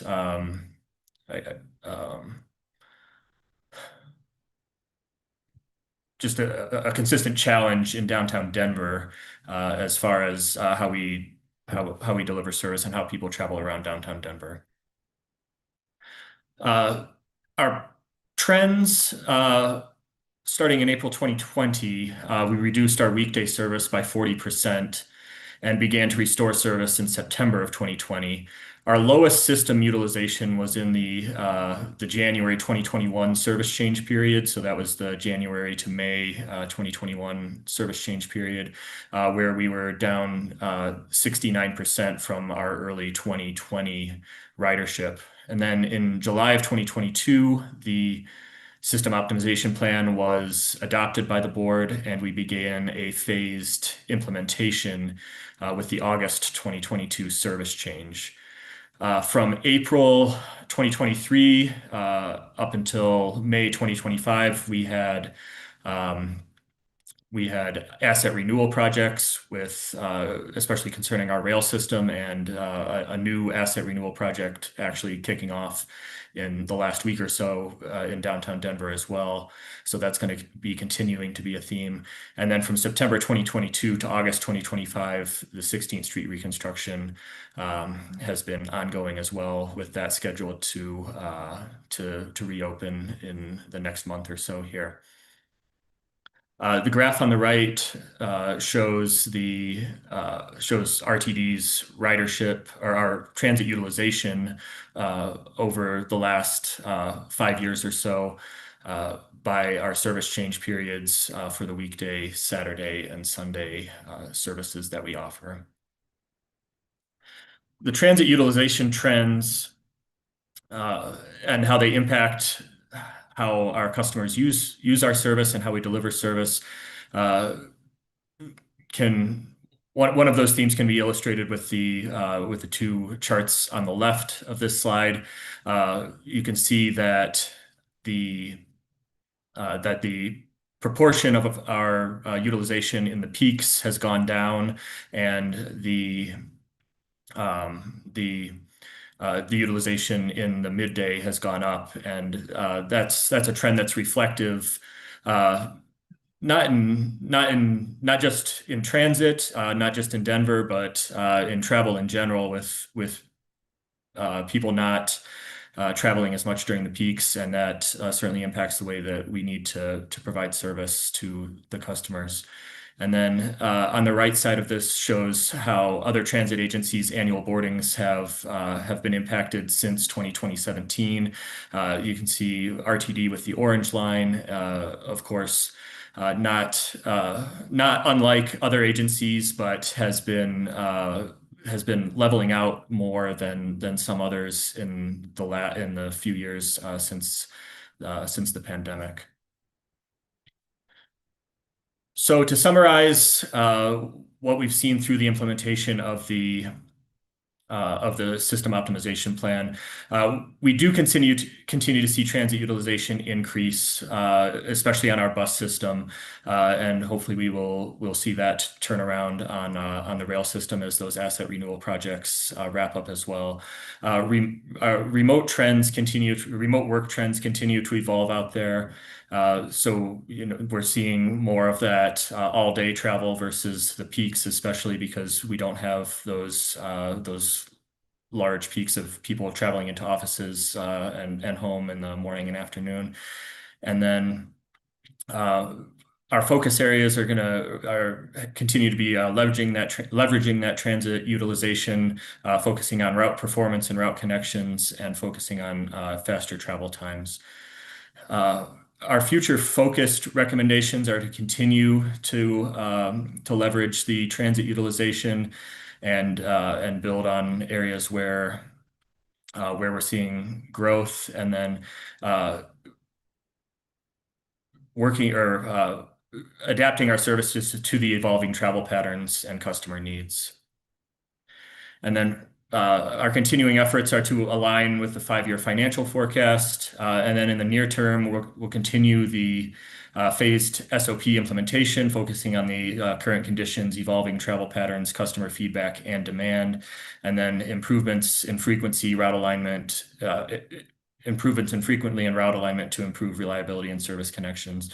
And then in the midterm, I think as this board is well aware, we will be undertaking a comprehensive operational analysis commencing in 2026 through 2027 to look at all of our services and have a clearer picture of where things stand in the post-2020, post-2022 world, and how we can best deliver services to our customers in the district. So with that, Jesse Carter and I are available to answer any questions about the presentation or about the report.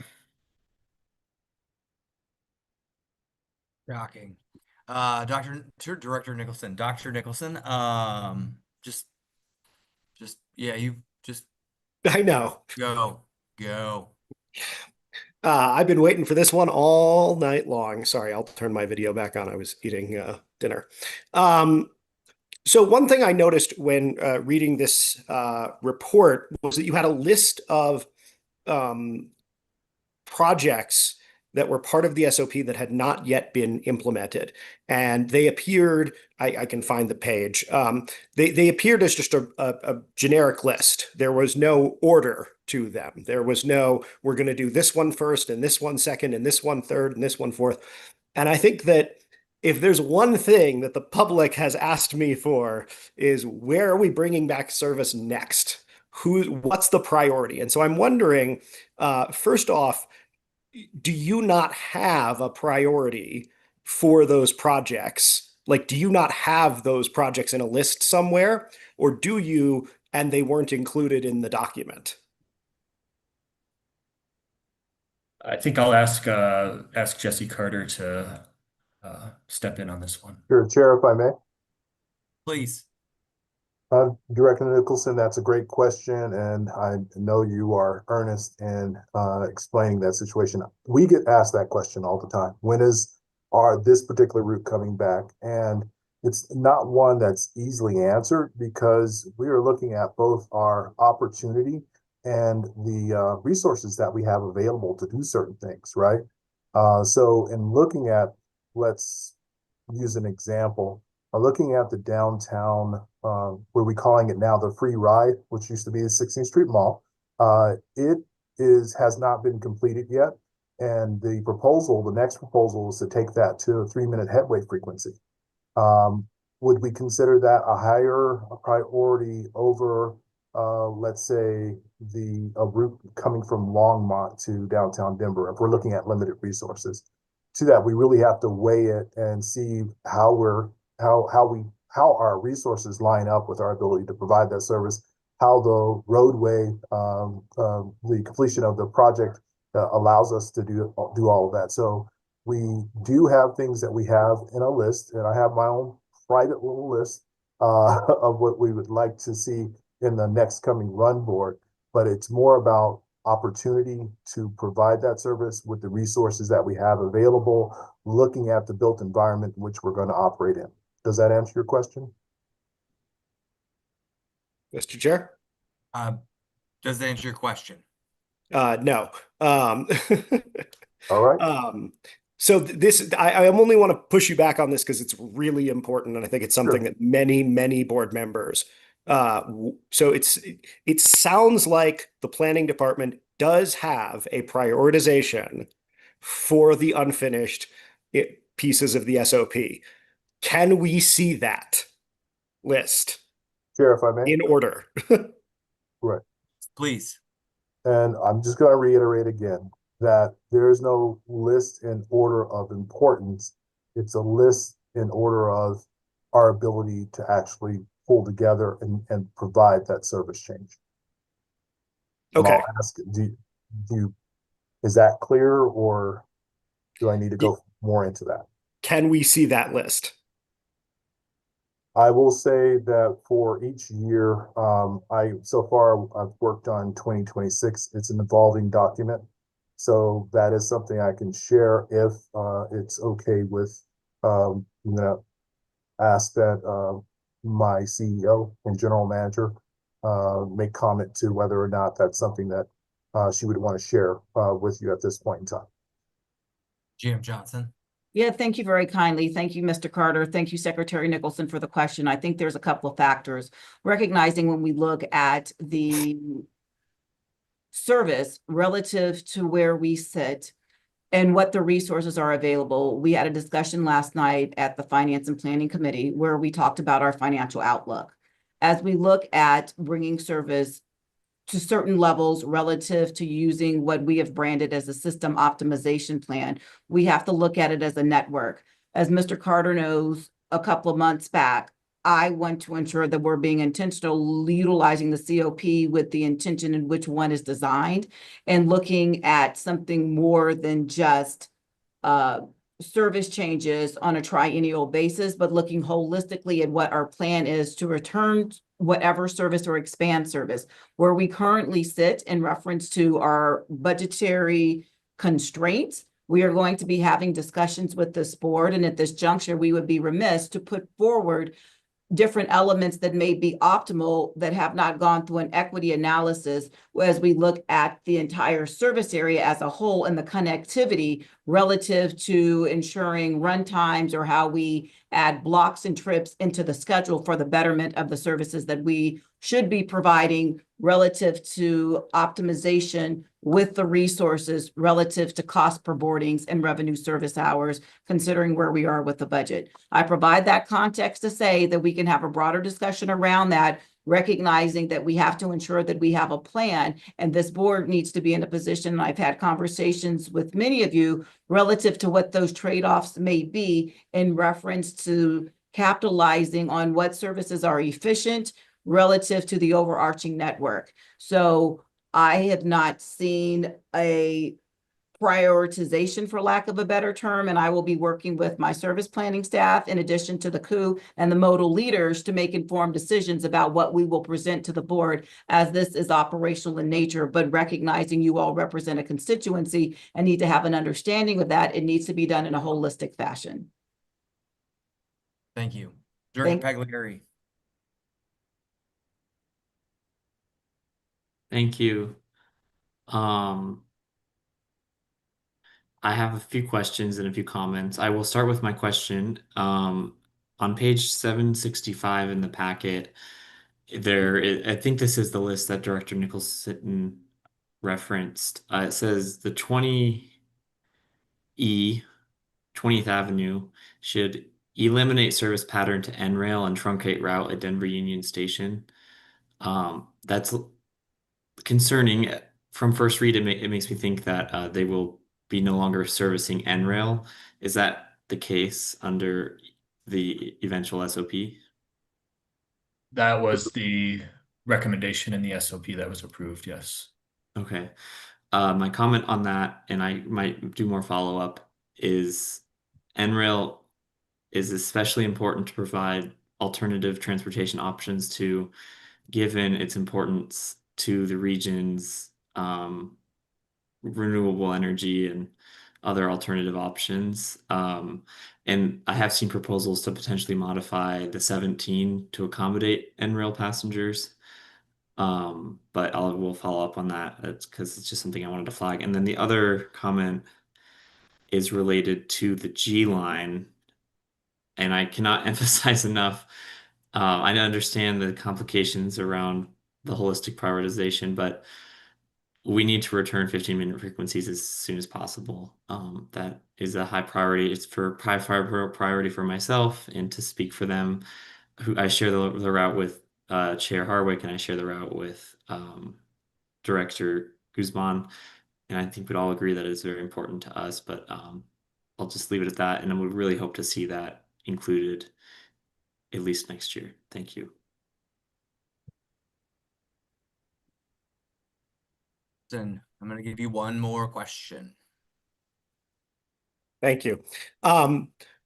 Roads are not all created equal. We have a variety of surfaces and streets and expressways on which we run our buses in a variety of different cities, some of which are more friendly to transit than others in terms of creating spaces, in terms of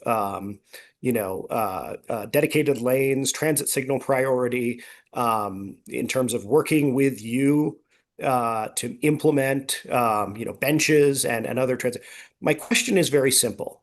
To what degree currently do we prioritize running transit in places that offer high quality transit infrastructure? Or to what degree do we basically say we're going to run it regardless of how difficult you make it for us? I'll add something to start and then see if anybody else wants to jump in. But I think we provide transit based on where our customers need to go to and from, not necessarily based on what street is the best for, would provide the fastest trip or something like that. So we cover a very large service area and try our best to get our customers from point A to point B. And yeah, I don't know if Mr. Carter or GMCO Johnson has anything more to add to that. I'm going to defer to CEO Johnson. Yeah, so thank you very kindly. So there's a couple of elements when you recognize what our charge is to deliver transit services, and quite naturally, just by virtue of the way this transit agency is set up, we don't have auspices over the arterials, and we want to ensure that we are providing equitable, accessible, and cost-effective mobility options. With that as a backdrop, we are working with various municipalities, considering that there's a myriad of them in which are are included within our service area. In doing so, there's a lot of different intelligent transportation systems that can be leveraged. Mr. Monroe in particular is very familiar with the pilot program we were doing with the city and county of Denver. And so when we look at transit signal prioritization, a myriad of different elements, vehicle-to-vehicle infrastructure, looking at different street treatments, all of that is critically important when we think about the throughput of the services that we are providing. More to the point, is looking along the Colfax corridor as we are having the first true bus rapid transit project here in the state of Colorado. When you think about the infrastructures going in to support the efficiency of the service, you can clearly see that there are some critical investments that need to be done. And when you think about the service area being 2,345 square miles, in some instances, we haven't been able to put forward service because infrastructure is lacking, i.e. no bus pads, curb cuts and things of the like. So we work with the jurisdictions. And one incident in particular I'm thinking of when Mr. Carter and I were engaged several months ago, looking at services that one municipality wanted. While we were willing to provide it, there is work that needs to be done by that jurisdiction to ensure that we can provide those services in the manner in which we would like to provide them. So it's really a partnership going forward, working with the departments of transportation or public works or engineering or whatever the applicable department would be for whatever jurisdiction is going forward. Mr. Carter, anything else? Thank you. The only thing that I would add is, and I believe both Doug and CEO Johnson mentioned it, and I would go a little further in the example. The Route 1515L services along Colfax, for example, we probably have, and I'll just say this, a more cooperative relationship as far as signal timing with the city of Denver than we have historically with the city of Aurora. However, we have higher levels of new ridership coming out of the city of Aurora. So the area east of Colorado going all the way to the Aurora boundary, we are seeing higher ridership there. So it's our duty in order to make the network work best for the most people to make sure that we are investing in the same way that we invest with Denver, with the city of Aurora as far as that service is concerned. And that's true of any other service. There are a lot of our larger services serve more than one municipality and go through different road types as you described. And yeah, there are some certain challenges that are built into to areas, and we do our best to work through those. But the overall goal, I think Doug did say it very well, and we're going to do our best to serve the customer need, regardless of the municipality that's in or the roadway that it's on. Awesome. Thank you. And I'll just say the document was great. Really appreciated this report in particular. It was incredibly enlightening. Okay, I'm going to strike while the iron is hot. Are there, moving on, are there any other matters to discuss? Director Chandler.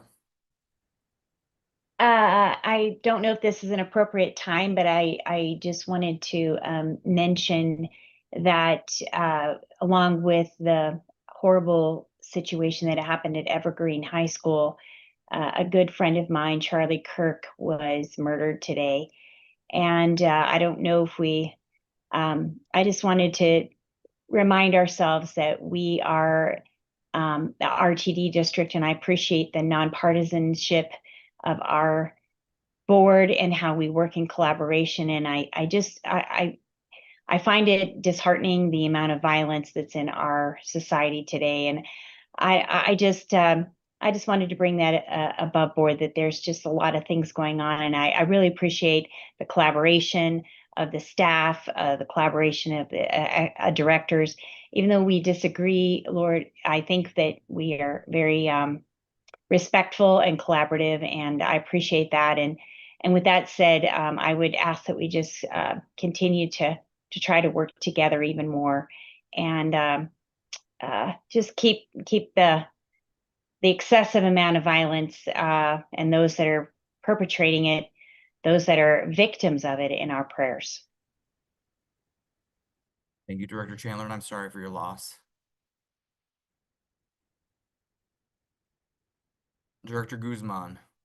I will be really quick and brief. I do not know if Chair Bouquet is still on tonight with us, but a recommendation that I would ask of our executive committee members that are present.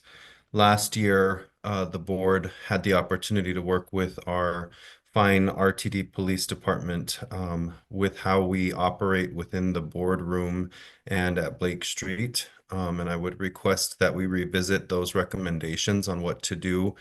We are elected officials. We are fulfilling a duty to our constituencies. Given the heated debates that we have overseen for the last almost year regarding certain aspects of our service, and very much to Director Chandler's point, we're a nonpartisan board trying to serve everybody, which means that we're not always going to get it right, and we're going to have a few people that are very angry with us. I want to request in this committee, because of safety and security for ourselves and for the public that are often present for our meetings, that we take a moment, please. I would appreciate it sooner rather than later to go over some of those safety protocols that newer directors may not be aware of. And also as a reminder to all of us, because practice builds the muscle, and the muscle is what we need to be able to protect ourselves and our constituents in those situations and each other. Thank you. That's all I have to say. GM Johnson. Yes, thank you very kindly, Mr. Chair, and thank you, Director Guzman, for broaching that matter. I wanted to state that a conversation had already ensued with Chief Martin Gano, and we have this slated to take place. So not trying to usurp what you said, but no need to have it for the executive committee because that has already been coordinated. So thank you. Thank you. And thank you for that, GM Johnson. I'm not seeing any other hands. So the next Operations Safety and Security Committee meeting is scheduled for Wednesday, October 15th, 2025. At that meeting, we will take action on the PTASP update discussed tonight and hear a discussion on a draft customer MOU led by Vice Chair Chandler. And seeing no other discussion, this meeting is adjourned at 9:15 Mountain Standard Time. Everybody take care. Appreciate you all.